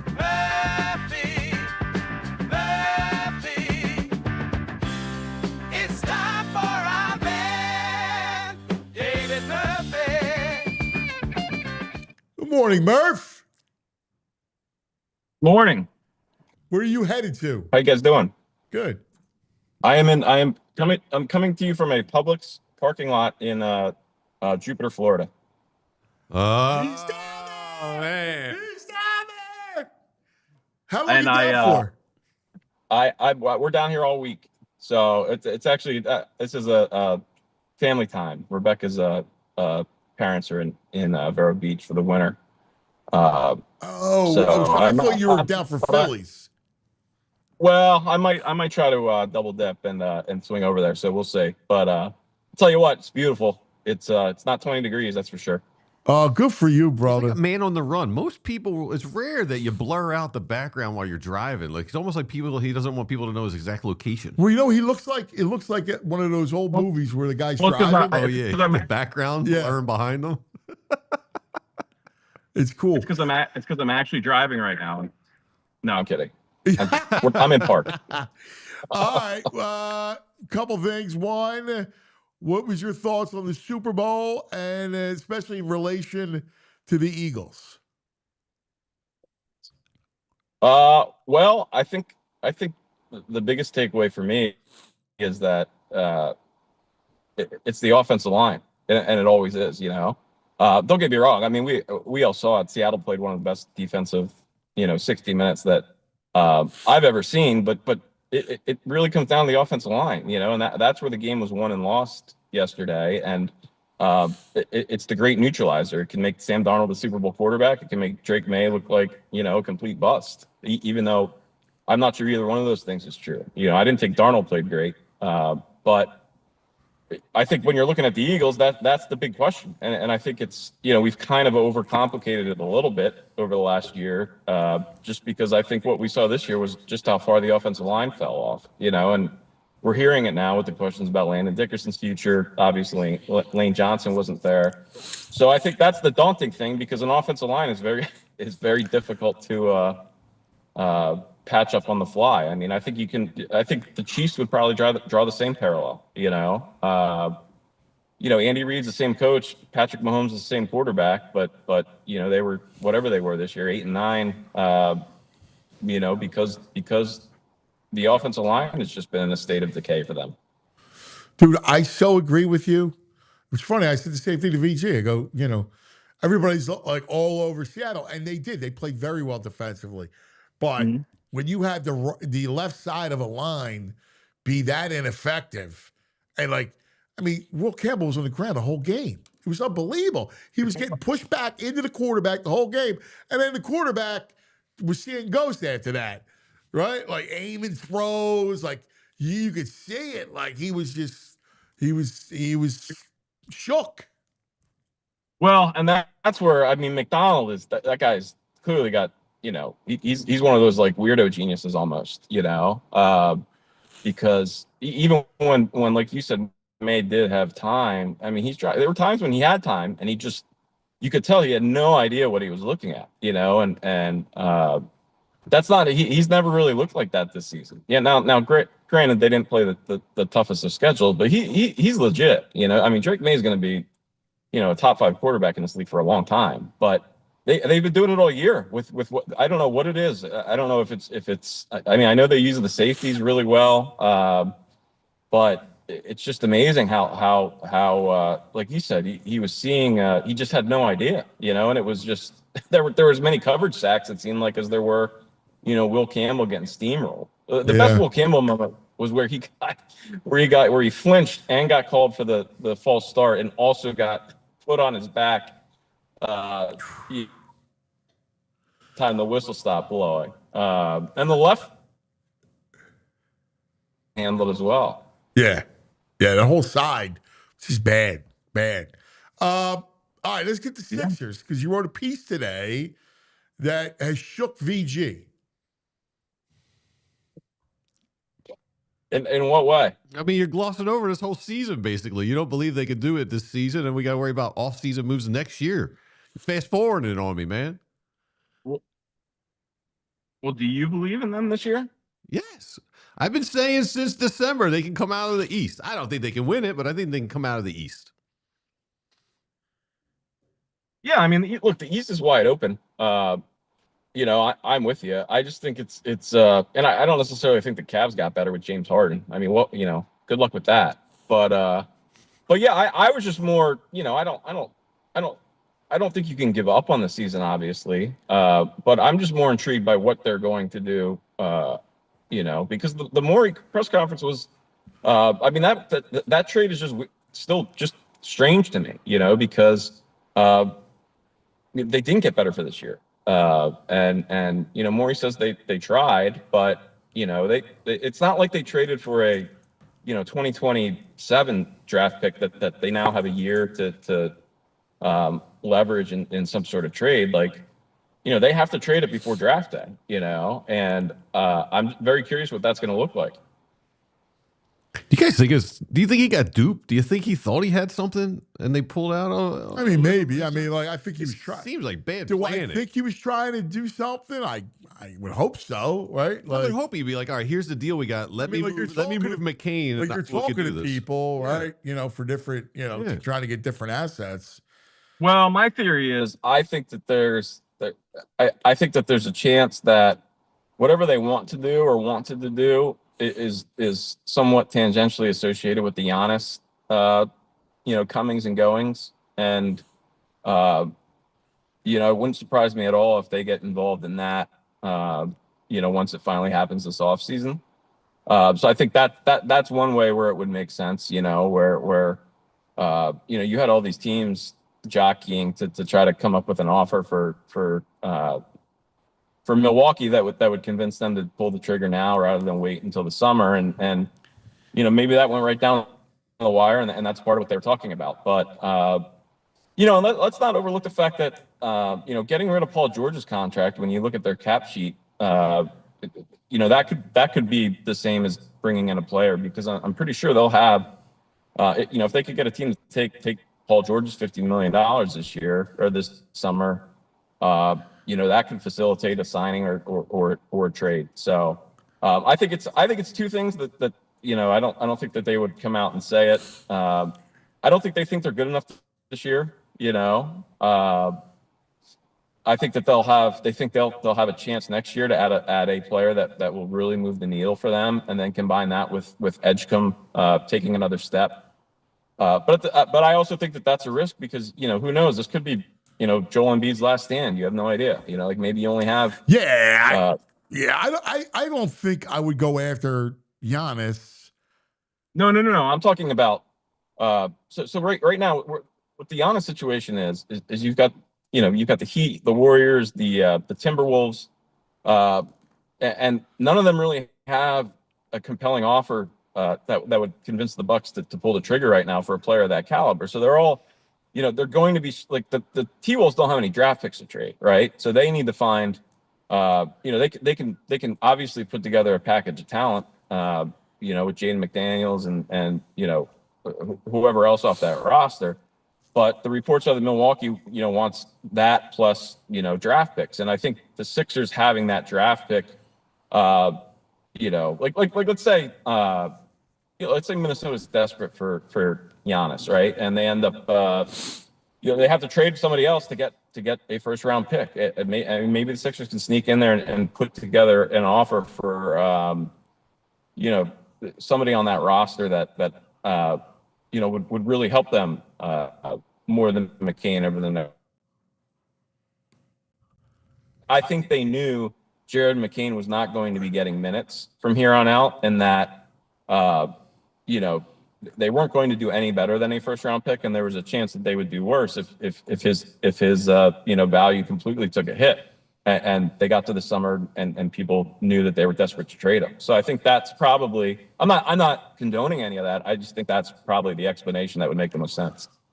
Yeah, I get it. I probably would disagree with it. And the other aspect is, like, when you bring up the Giannis stuff in the offseason, like, I'm not moving. I know you agree with me. I'm not moving Edgecombe, right? Like, there's no way I'm moving Edgecombe. No, I think it's more like the guy I threw out today was Lou Dort, right?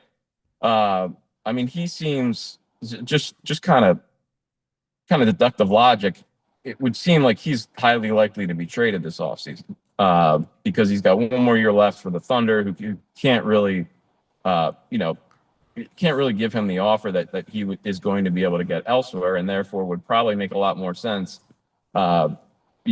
to trade him, and because I'm sure they could get 2 or 3 first round picks for him, given what he brings to a defense, and when he couples that with his shooting. And I think he's the kind of guy where now all of a sudden if you're like, okay, well, because we traded Jared McCain, we ended up being able to trade for Lou Dort. Then all of a sudden you're like, okay, the McCain trade makes sense. So I think that's kind of the level that Morey is operating at. But I think that there's a whole lot of unknowns, and there's no guarantee that they can actually, A, that Dort will be traded, B, that they'll be able to come up with an offer that makes sense. So I think they're taking a lot of risk, and I think Morey knows that. I think that I think you kind of heard that from them. That's what surprised me more than anything else, was how much kind of uncertainty they were willing to take on, by pulling the trigger on the McCain deal. Is there any part of either of you that thinks this is just to avoid the luxury tax? No, I don't think so, because, well, look, obviously I think that probably that is a benefit of it. But look, it doesn't matter how miserly you are. There's a certain level of player that you're not going to trade him to save whatever $10 million or whatever they end netting out of the whole thing, combined with the payment. And so I don't, in that sense, no, I don't think it was strictly about the luxury tax. I think that, I think if McCain was the player that, a lot of us fear they're trading away, and they legitimately thought he was, I don't think they would have done it. I think it's a combination of them not thinking he's that player, and I'll give them credit. These teams that trade away players know those players more than anybody else. They see them more than anybody else. They see the medical charts more than anybody else. They see them in practice. So, he's done a pretty good enough job decision making where I'm almost inclined to give them the benefit of the doubt, as strange as that sounds, it being the Sixers and how kind of poorly managed they've been over the years. But look, they seem to duck the tax every year. I mean, they pay very little taxes. So I don't know if they deserve the benefit of the doubt. Well, what I'm saying in terms of McCain, like they could have ducked the tax. There's other ways they could have done it besides trading McCain. And what I'm saying is I don't think that they're the kind of team that is going to, I don't think that they're going to trade away Jared McCain, even though they think he's going to be a first division starter for the next decade, just to save $10 million. But I don't think that's where it's at. I think it's more of a combination of things. It just wouldn't make sense. It wouldn't make sense to. He's not like you could have went elsewhere to save the tax. Exactly. Listen, I think it was a byproduct, right? But I think the McCain thing was.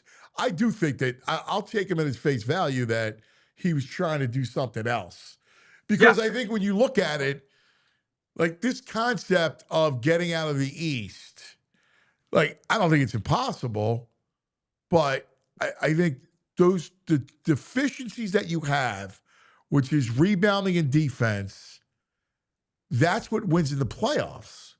And I think you're foolish to ignore that. Yeah, and I think that where they're at right now, I guess my point of view about this season is that they're not in a position where they should overpay for a guy who's going to help them this year, and without any regard to what it looks like beyond this year.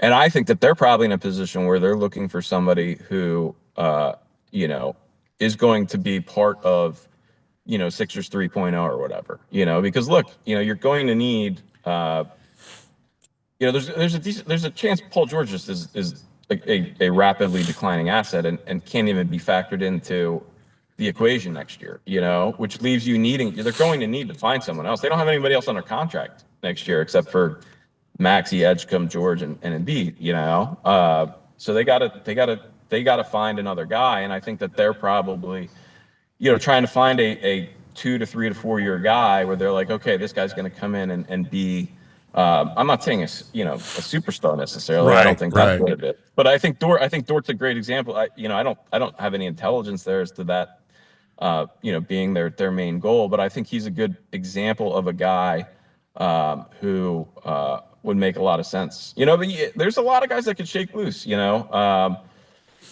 Guys who aren't stars, I'm just throwing out the caliber player I'm talking about, like Austin Reeves and kind of that realm where that's kind of where the Sixers are right now, where Edgecombe and Maxey have enough potential, especially if Embiid can continue contributing, where they don't necessarily need a third superstar,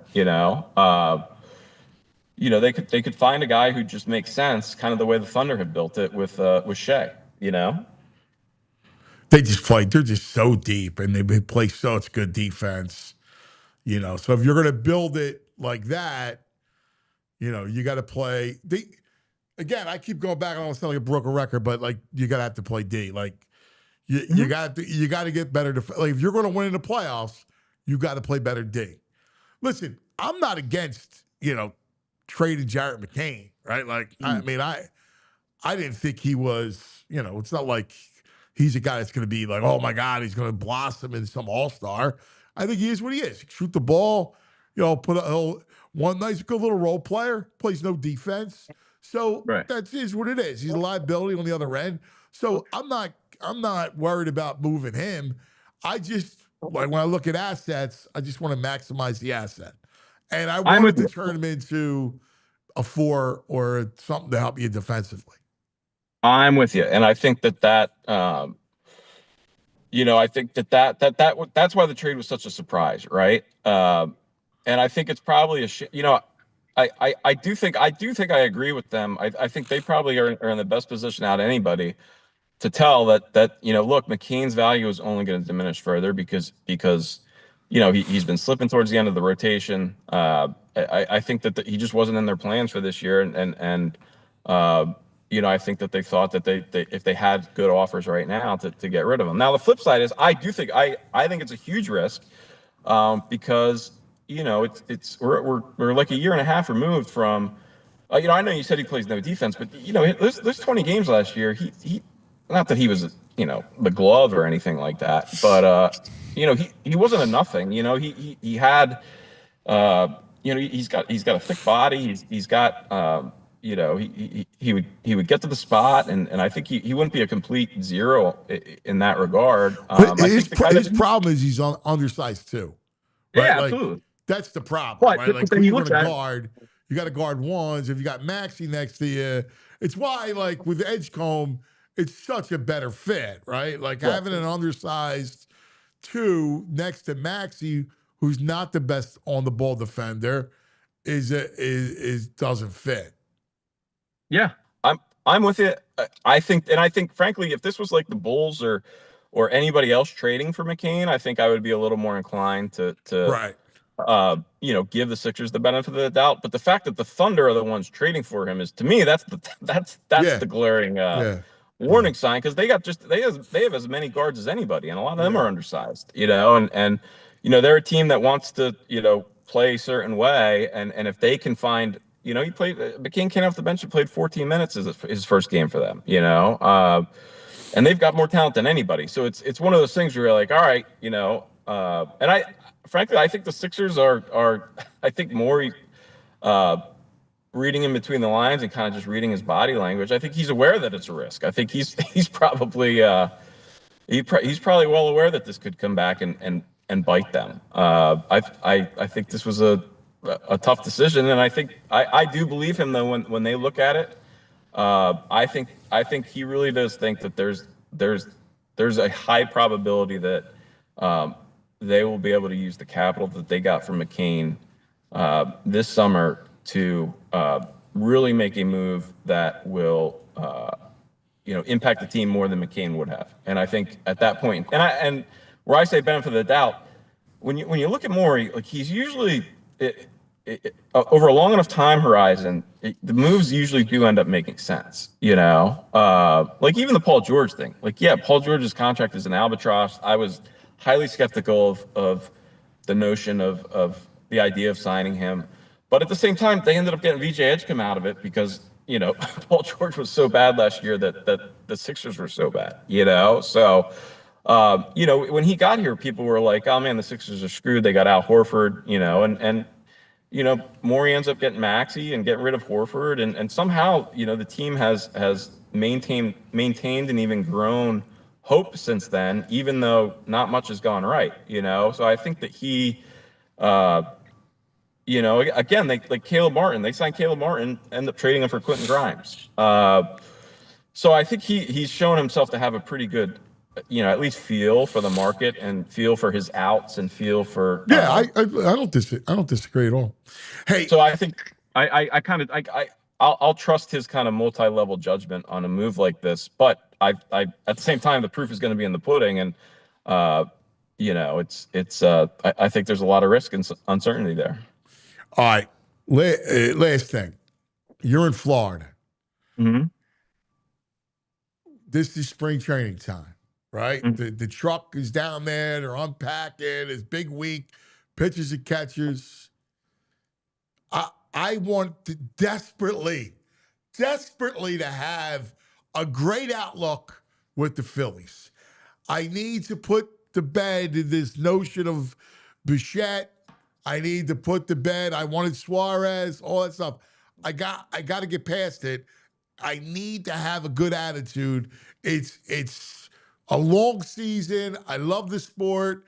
I love that team. I want to believe. How do I believe? Honestly, I think that the only way to believe right now is to believe in guys like Justin Crawford and Aiden Miller, and further down Gabriel Rincones, and because the longer I look at the actual veterans in this lineup and the lineup itself, I'm getting more and more skeptical that this won't be a bit of a gap year for the Fightin' Phils. You're not helping, Murph. You're not helping. Well, but I think Aiden Miller, I think he's the kind of guy where if he's the guy that I think he is until now. Look, it's so tough because everyone's got to hit major league pitching and whatever. But I think Miller's the kind of guy where if he does what he's capable of doing, he'll be up here in June, and he'll be the guy hitting fifth or even fourth. And I think Rincones is a guy who can do it too, frankly. I think Rincones is people are sleeping on him a little bit, where if he stays healthy, I think he could come up and be a middle of the order bat.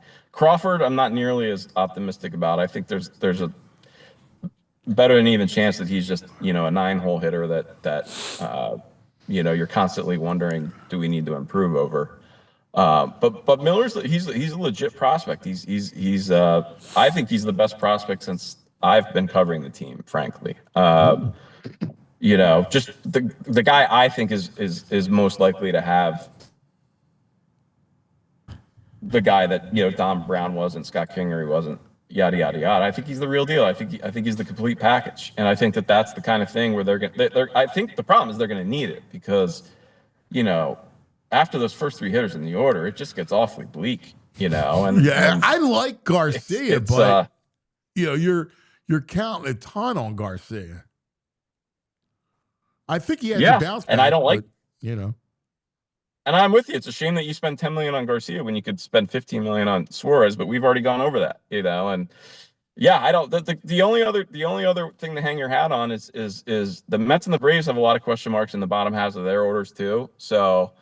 I actually think that the NL East is going to be a fascinating ride this year. I think it might end up being that 3-way race might be one of the most competitive division races in baseball. I'm on Bet Parks right now, Murph. Give me your temperature. The over-under for the Phillies is 90.5. I would take the under, but juice is on the under. The under's minus 129. Yeah, I would think.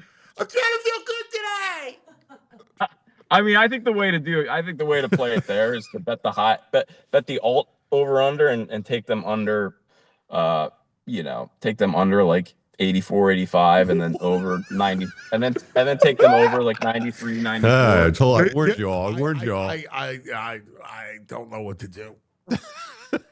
Murph, it's not good. It's going to have to be. Yeah, it's and look, the pitching. The rotation. You still got Sanchez and Luzardo, and if Wheeler comes back and is the guy he is, they've got tons of fun. And Painter's the other guy. I mean, if Painter ends up being what McLean was, if Painter's the guy that McLean was for the Mets last year, that's another one. So that's where you're gonna have to. That's where the hope is gonna have to lie because, certainly just.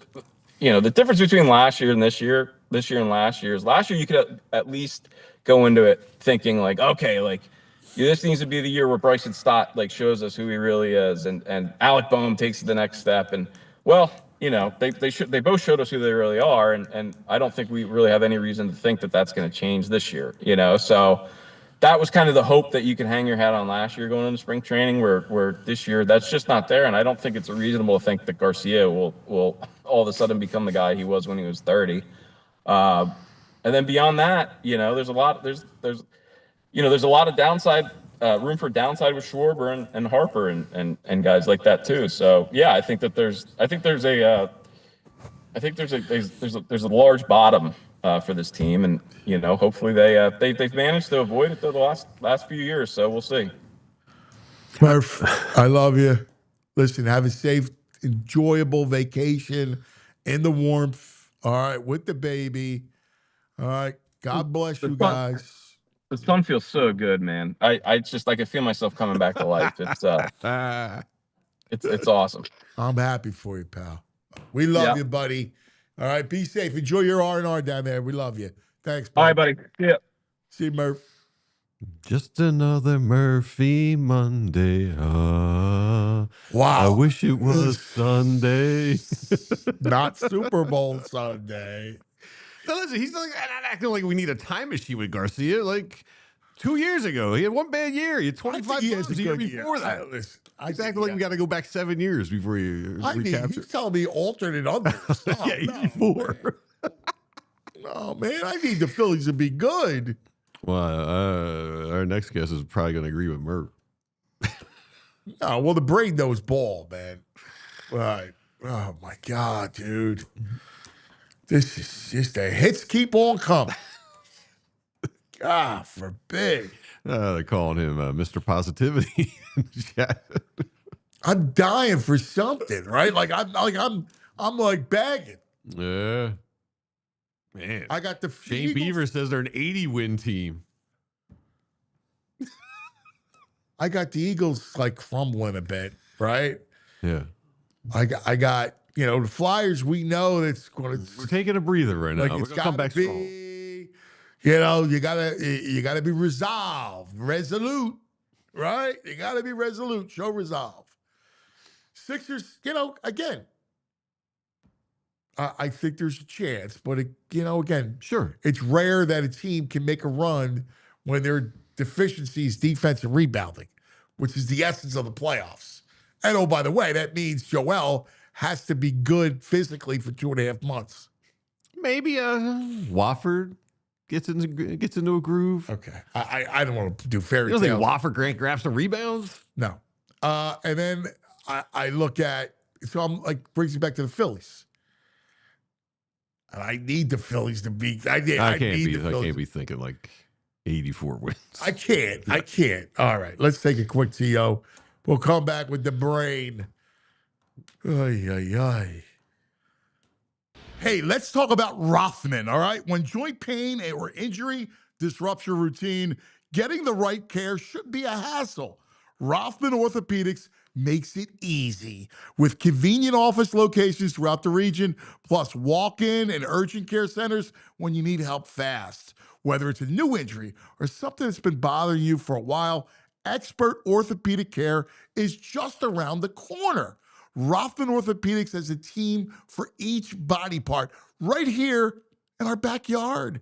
Their mission, to restore your mobility, getting you back to doing what you love to do. Rothman Orthopedics. Go to rothmanortho.com/PHLY to book your appointment today. Rothman Orthopedics, your mobility is our mission. Guys, listen up.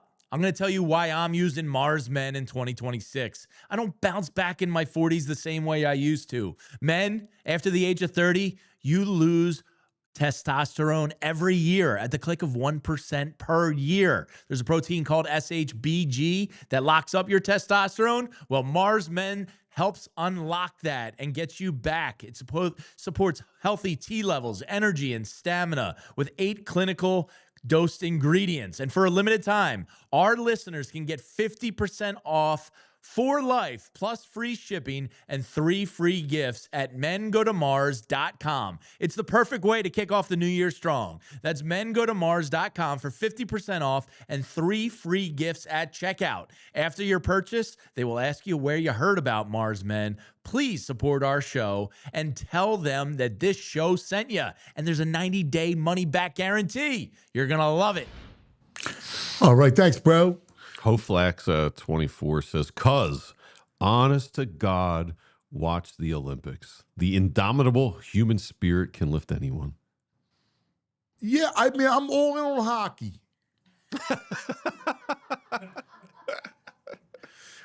The other events, I'm more of a summer guy. I mean, the ice stuff, snow. I mean, I don't want to see more snow. I look outside my window. I'm like, I can't see it. Yeah, I feel that. I'll watch. I love hockey. Let's go to the brain. Brain. Red the Brain Feinberg. Park Sportsbook online casino app. on the Xfinity mobile call-in line, the legendary Brain. We say, Brain, how'd you enjoy the game yesterday? Well, it's funny, Anthony. I told you I was all in on it was going to make or break my day. Seattle under 13 and a half in the first half, under 25 and a half in the game. And the one thing 55 years old now, the one thing I still hate to this day, like I had a 6-figure position. If New England won the game, I needed New England for blood. I didn't hedge it because I thought the line was way off. I was dead wrong. I didn't hedge it. I didn't care about that. But losing that under 25 and a half bet was as bad of a beat. I didn't get a first down, and I still lost the game. I am just very bitter losing that one. I mean, the Patriots defense played incredible, but Drake May, man, Oof. I guess that AC joint, Anthony, was way worse than I thought. Give Seattle credit. Seattle's defense was phenomenal. Completely shut down New England. It was very much, Anthony, it's funny? It was very much evident. It reminded me so much of the Eagles game last year and the Tampa Bay Kansas City game. It was the same. It's amazing. When you have those games, it just doesn't change, right? Like watching that game, and I could never really get out of any position because they favored Seattle so much, but it was just evident that New England just had no chance. And because the left side of the line couldn't block. Did you see the stat, Anthony, that Will Campbell gave up the most hurries the entire year of any player? I mean, that was so bad. And I'll say this, May to me, and I thought Collinsworth really nailed it, where they weren't going to win the game, so I'm not saying that. But there had to be 5 or 6 passes, I swear, were easy. And he just missed all of them. And again, they weren't. There was one, he goes downfield. I forget who it was. It was like a wheel route. I think it was to Damian Douglas, right? Yeah, he was open by 10 yards. Right. And you see it. As he throws, he's aiming it. He was aiming it. And it was just horrible. Like, he was behind.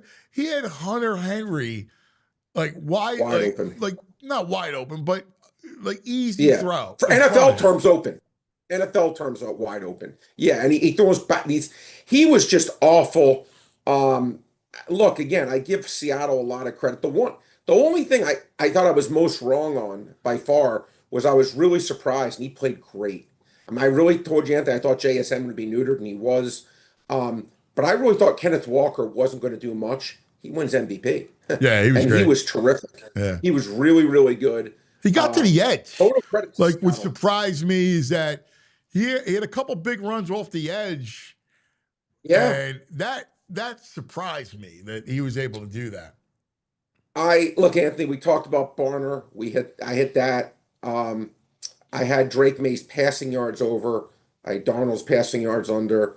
I had most of the props I actually did won, but as I said, that 25 and a half bet for me was right up there as my biggest bet of the year. And it's just, I'm watching the game. It's like, 4 minutes to go. New England has the ball at the Seattle 40. And I'm like, as long as there's not a defensive touchdown, I have this. I can't lose. Just no defensive touchdown. And I mean, they just played look, Seattle's defense was really good. Total credit to them. They deserve to win. Deserving champion. Happy for Sam Darnold. He took a lot of guff for many years. I agree with that. It's funny, Anthony, we talked about Gonzalez as a pizza bet for MVP. He was the Patriots MVP. He was the thing for that. Yeah. He played really well. But it's funny, Anthony, when they cut it to 19-7 and they had the ball like at around midfield with like 9 minutes to go, 8 minutes to go, whatever it was. And then he just threw that horrible interception. And they still were in the game. Yeah. They still were in the game. No, And your I'm point just is looking right. at Like, it it's like crazy. 19-7. And why on They're midfield. first down would you throw that ball? It was horrible.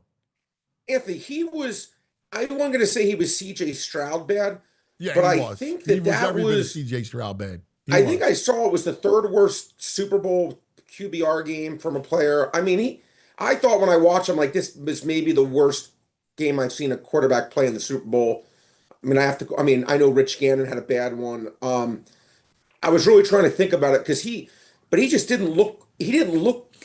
Everything about him just looked off. You know what I mean? Yeah. Like it No, just he there was nothing horrible. about He him. racked up a bunch of yards in garbage time at Oh the yeah, end. that was you talk about empty calories. That Yeah. was the definition of it. Yeah. Although it was good for me, I did bet it was over passing yards, but that was yeah. I mean, Seattle's defense was great, Anthony. I was wrong. I thought New England was going to win a close game. I felt pretty confident it was just going to come down to the last play, really close. Totally wrong. Seattle's defense was never going to lose that game. Again, a lot like the Eagles game last year, Anthony, right? Eagles, except the Eagles moved the ball at will in Kansas City. Seattle, besides Walker, didn't get anything. But in terms of defensively, the way the Eagles shut down Kansas City reminded me of that a lot. Just an incredibly impressive performance by Seattle's defense. All right. Now you got any Super Bowl stuff for him? Because I'm going to switch gears. I'm just saying, no, I'm good. No, I'm good. You sure? Yeah. You know, it's funny, Andy. It seemed like most people everyone seemed to have Seattle yesterday. Everyone was on the world was on Seattle. I couldn't get to that place. But again, I look, I'm the first to admit when I'm wrong, and I really thought that would be a close game, and it was anything but close. Yeah, I thought it was going to be close too. I did, But I took it for face value that.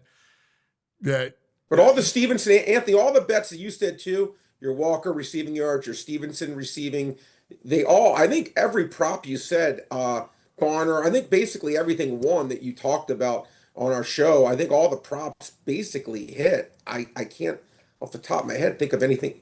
I said I liked Walker's under and rushing, which was dead wrong. But the ones that you mentioned, I think kind of all won. Just the game. That 25. I'll be honest with you. I thought well. they waited too long to get the ball to Stevenson in the screen game. Like, yeah, it's funny, Anthony. I agree, and I thought they should have used Henderson. It was clearly evident that it was almost like when you're in a boxing fight, Anthony, and the one guy when he hits you, you're like, didn't even hurt. And you're like, all right, like you can't hurt me. I could, and that's how I kind of felt like the receivers were. Yeah. Where they couldn't really get open and hurt them. Our old friend Matt Collins, by the way, what were his odds, Anthony, to lead the league, lead that game in receiving? That had to be what, 50 to 1, 100 to 1? I don't even know what it was. But he had 79, which led it. And it's funny, I was looking at it because I'm like, I didn't think it was going to be JSN, and but I couldn't get on someone that I thought it could be. But man, Matt Collins, that would have been had to be what, probably 100 to 1, like no joke. Wow. That would have been a great hit. But Anthony, now we got another 9 months or whatever it is, 8 months before any happiness. I know. But I mean, think about it. You got tough. the rest of this dreadful month, February, which they Yeah. should just eliminate.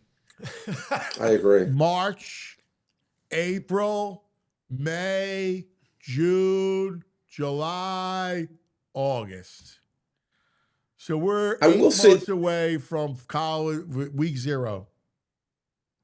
But Anthony, you know what I actually have been. What is your problem been tonight? happy There's with, a huge guys? game tonight. Arizona, Kansas on the hardwood. Big game. Like games like that aren't going to carry you through this. Get out of here.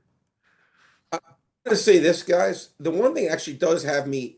I mean, I thought we had seen the last, and I'm not going to say it's like prime MB. That would be like disingenuous, but it really has me happy seeing him at least looking much closer to the Hall of Fame. Incredible Yeah, he player. does. He looks good. And yeah, and he's never going to be the MVP again, but just even this nice stretch of 15 games, whatever it's been, seeing him look good again, it's changed the whole dynamic of the team. And which is why I know I keep bitching about the Anthony Davis thing. I would have loved to have seen if they just added another superstar to go with him to see if this team really could have won the title. I know Darnold thinks they can win it anyway. Not sure if I can get that far, but I have at least enjoyed watching this version of the Sixers again, which is something we didn't have. Maxey's the best. Watching Love Maxey's game it's been a good road trip, and yeah, it's been a great road trip. Been a great road trip. Should have won that Lakers game, but besides that, it's been terrific. Been spotless. Hey, Brain, hang in 1 second because we are in overtime. OT right here on the show. So you're watching any of our streaming platforms, please do us a solid and head on over to YouTube, like and subscribe. Hey, Bray, do you bet the Olympics at all? Not really. Not really. Not something I really delve into. If I got information from someone who follows it, I would do it. But again, I always say, VJ, again, I'm only looking to do something where I think there's edge. And I personally don't know this stuff. I'd be throwing darts, and I'm not a dart thrower. But if someone I know and respect. By the way, though, I don't know if I said I got that. I got good. I'm trying to think what day I got the information. Was it? Trying to think if oh no, it was Friday, Anthony. I got someone who was in the rehearsal for the national anthem. That's the best when you get that it was, intel. I was told it would be a minute 13. I'm sorry, not minute. It was 113 seconds. And do you know what it landed on? What? 113 seconds. So I was able to bet under 125 seconds and 123 seconds and 119 seconds. I wish I was able to get that for a zillion. Well, trust me, nothing. It was nice. It was We nice, used to but get nothing that. like. We used to have intel for that too. That was nice. Really? Yeah. We man. we used to know someone on the crew that would know see the rehearsal. See, but it's funny. They should never even offer that stuff because of that. Yeah. In reality, Yeah, but you know what's insider interesting? trading. Mm-hmm. It's insider trading, and I'm the first to admit. But you know what's interesting? Think about it like this. Usually, when you see a line, right? And I'll give you any game, and you see the line move a lot, and you're like, man, that's an overreaction. Let me take the other side. The one time it's not, when you see the national anthem move like crazy, not only do you not fade it, you bet on it because it's just going to win. You know what I'm saying? Because that means someone knows. And if something has a factual answer to something, it doesn't make a difference what the price is because it's just going to win. And that's what happened. That line, I had about 2 minutes to get stuff in, and I did the best I could. But again, it's other people know. You know what I mean? Like other people have people in that room, and then it's just like a free for all. But they really shouldn't probably offer that stuff. But do you ever do a coin flip? Well, I would say this, and I don't know if Bet Parks has this, but I would recommend to everyone. Now, sometimes the casinos what they do is they'll offer like a plus 100 thing just to get, as a thank you to customers. And maybe you get like bonus, like for your reward points or something like that. I would used to do it for reward points. If it was plus 100, I bet both sides, just getting plus 100 on each side for reward credits, stuff like that. But in terms of looking to win, I mean, obviously, if you give me plus 101, I would do it, but I'm not going to bet something that's even money, no. All right. Let's look at the basketball tonight. Sixers. Yep. Anything NBA you like? Well, sorry. Okay, VG mentioned, and I do like. It's funny, Anthony. It reminded me exactly of the on Saturday we talked about Anthony. I said I like Houston against BYU. I just think they're a better team, and I think they won by 8 or 10. To me, exact same game tonight. And I always tough to be on the road. I know it. But I just think Arizona is better than Kansas. I know Kansas has played well as of late. I understand that. But I just think Arizona is better. I think Arizona will be up for the game. I don't think they're gonna catch Arizona sleeping. And I think Arizona's just better. Home court be damned. I'll lay the 1.5 with Arizona. In the NBA, look, Jokic is back. Cleveland, yeah, they made the Harden trade, but look, you're going to give me Denver getting points, getting +1. I'll take that. I think Denver at home better than Cleveland. I would take them up to laying too. Quite frankly, I think Denver wins this game. Anything in the Sixers? Sixers, Anthony, we're sitting at 3. Sixers are playing really well. I would want to know for sure Danny Avage's health situation. He's questionable right now. And based on that line, I'm guessing he's not playing. If Danny Avage is playing and the Sixers are laying 3, I would bet Portland. But I don't know if he is playing. He's been LeBron James like his stats this year. He's averaging like 27 points, 7 assists, 7 rebounds. But if he does not play, to me, it's a pass. If he does play, I like Portland. All right, last thing. Phillies. I'm trying. I have strong thoughts, Anthony. Strong thoughts. You have strong thoughts? Yeah, I've been unloading on their under. I have. Oh my I God, have. Brain, not today, dude. Anthony, I'm sorry. Sometimes I have to learn proper etiquette. I apologize. That wasn't nice. What's your number? 91 and a half. And No, I've been betting what number plus do you see them 325 winning? to miss the playoffs. I bet plus 325 to miss the playoffs, under 91 and a half. I don't, again, like when I look at them, Anthony, we said it on the show last week. I go, let's really look at their team and how they gotten better. I think they've gotten a lot worse. And I show my work. Zach Wheeler is coming off an injury that more or less no one's come back from and been great. And what's he, 35, 30, whatever he is. He's not young. Maybe he can do it. I hope he does. But that's a serious thing. They lose Ranger Suarez for nothing. And to me, Anthony, again, one of the things I look at is they got an all-time year out of Kyle Schwarber. All-time year. Yeah. And I'm not saying he's not going to be really good. Yeah. I think he will be. But is he going to have an all-time year again? Yeah. I think that was his career year when we look back at his career. So to me, and didn't Turner win the batting title? I feel like a lot of things really went their way last year. And I thought last year was their year to win it. I don't think they're going to. I actually think they may miss the playoffs. Again, I took plus 325. I think they're more of a 500 team. 500 team. That would suck, Brain. Yeah. I think they're going to win. Like, if I had to funny? pick a number, I'd probably go 84 and 78. Like 84 and 78. That's like 1980. Glenn Wilson, 1988. Glenn Wilson, Glenbow. If you remember the commercials. Yes. Remember that, Anthony? Yeah, where they had Glenn Wilson as prison, Rambo. he had the Rambo outfit. Yeah, I love that you know this. See, that's why that touches my heart because no one knows that besides me and you. Glenn. I know. The problem is that I need something like we're 8 months from football, right? So what do we got? Listen, I think the Sixers can make a run, but I don't think the Sixers can get out of the East. It's going to be hard. It's going to be hard, but I do like their team. I'll say the same thing. I think that when they lose, if they lose, I should say, I think they're going to give it a heck of a ride. I don't think they're just going to get in there and get embarrassed. I like their team. Which is why I keep saying it. I would have loved to see. I do too. My only fear with them is took a swing. Yeah, my only fear with them is defensive rebounding is their problem. Why couldn't they trade for even Bobby Portis? Something like that. Wouldn't have been like crazy.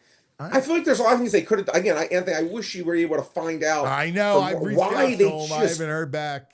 Yeah. Why they just wouldn't? Although he seems like a tight-lipped kind of guy, but I just don't know why they. He says he likes the team, so if I like the team, then I like him too. I would back it up. I like this team, but so do I. But in the playoffs, you got to rebound and play D. Like you can't give up all those second chance points. Like when when they played the Knicks, what happened? They gave up all those second chance points. That was awful. Like it was awful. That's a bad flaw. And I'm you with you, can't man. defend. Like it's one thing you're beating Phoenixes and these teams that aren't really any good. And in a playoff situation, the game slows down. Like possessions, you got to be able to grind it. Yeah, that's my only fear. Brain, what are better odds? Do you think it's better chances that the Sixers come out of the East or the Phillies make the playoffs? Oh, well, no. Phillies make the playoffs. VG, let me explain something to you. I bet them plus 325 to miss. So they're considered to be about 80% to make it. Okay, they were minus 400 to make it. No, I get the odds. But what do you think is more likely to happen? I think the Phillies making the playoffs is far more likely than the Sixers winning the East. Oh no, not even close. I think the Phillies making the playoffs is like 50-50. So I'm just willing to take a big price, but I think it's 50-50. Sixers to win the East, I think is probably 15-1, 20-1, something in that area. I think it's very remote, but I think they have a good team. But again, they chose not to improve their team. Brain, weather's dim. I hear you. As always, my brother, it's always good hanging out with you. Appreciate Thanks, both pal. you guys, man. I apologize to everyone who took the under 25.5. Trust me. It hurt me more than it hurt any of you. But I am sorry because I take my things seriously, and I know I really stepped out on that one pretty big, and I apologize to everyone who listened. The 13.5 won, but I apologize to anyone who listened to me on that, and I'll do better next year. Thanks, buddy. You did well, so thank you. We appreciate it. The Thank you, great guys. Brain. He did what Will Campbell refused to do. Yes. Oh, He's man. so man. All right. Well, I guess, it's all about play the song. Yeah. Play it. What do you got? You look despondent too. Well, yeah, it's a frustrating day. You see, this Eagles team should have been better than both those teams. So it's a little frustrating. We should have had our back-to-backers. Man, it was our dynasty. Yeah. Yes. Yeah, man, our dynasty. I wanted our dynasty. All right. Well, we're from Philadelphia. We fight. That's all I can say. Yeah, sure. Let's go back in the day with our friends from TrueMark Financial Credit Union. We're going back. We're going back. We're going back. Back in the day with TrueMark. Oh, yeah. 365 days because February 9th was Super Bowl 59. Ah! And that photo is still one of the greatest photos of all time. I guess every year can't be that year. Right? That was outrageous. That game was so much fun. Look at that. Look at Jalen. So much fun. Look at Carter. He's just outrageous. Yeah. Listen, I guess we can't, got to be mature about it. So, Even though I'm immature. Eagles are hiring Vikings offensive line coach Chris Cooper as their next offensive line coach, according to Tom Pelissero. Hard to get excited about that. It's down out. I mean, Can I do one though, just to have a good say? Go off a little fun. Yeah. Because I love the Bill Belichick drama, Jordan Hudson. Did you see her at the Duke North Carolina game? She had This is the first thing I approve of 100% by her. She's got an Orchids of Asia spa shirt on with a little caricature of someone getting a massage, and that's the place Robert Kraft got pinched getting what some might say was inappropriate massages. Look at Bill. Dude, she is crazy. She's crazy. Like, he's crazy for being like, all right, yeah, wear that shirt. Yeah. I'm fine with you wearing this shirt. Just trolling Robert Kraft. Yeah, like, it's bizarre. Dude, it's wild. It's bizarre. Yeah. So that was one piece that made me smile yesterday. Yeah. Crazy. Oh, the whole world's crazy. Yeah. Just give me pitches and catches. Let me believe in baseball. 48 hours. All right. We're going to do a whole big pitches and catches thing. I want to suspend disbelief. I think we're going to need a Bo Adamas if we could make that work. I I gotta could go get for Bo. that. I need that. I need Bo Adamas. Yeah, if he's around, we could use that. All right. I'll work on Bo Adamas for tomorrow. I think we use a Bo Adamas. Anytime this week would help. Yeah. Yeah. That's a great call by you. Yeah. All right. All right. Jules, great job under tough circumstances, licking our wounds from the Super Bowl. Everybody, chat. Love you guys. Have a great day. Maybe we'll see you tomorrow. We all silly like the mayor.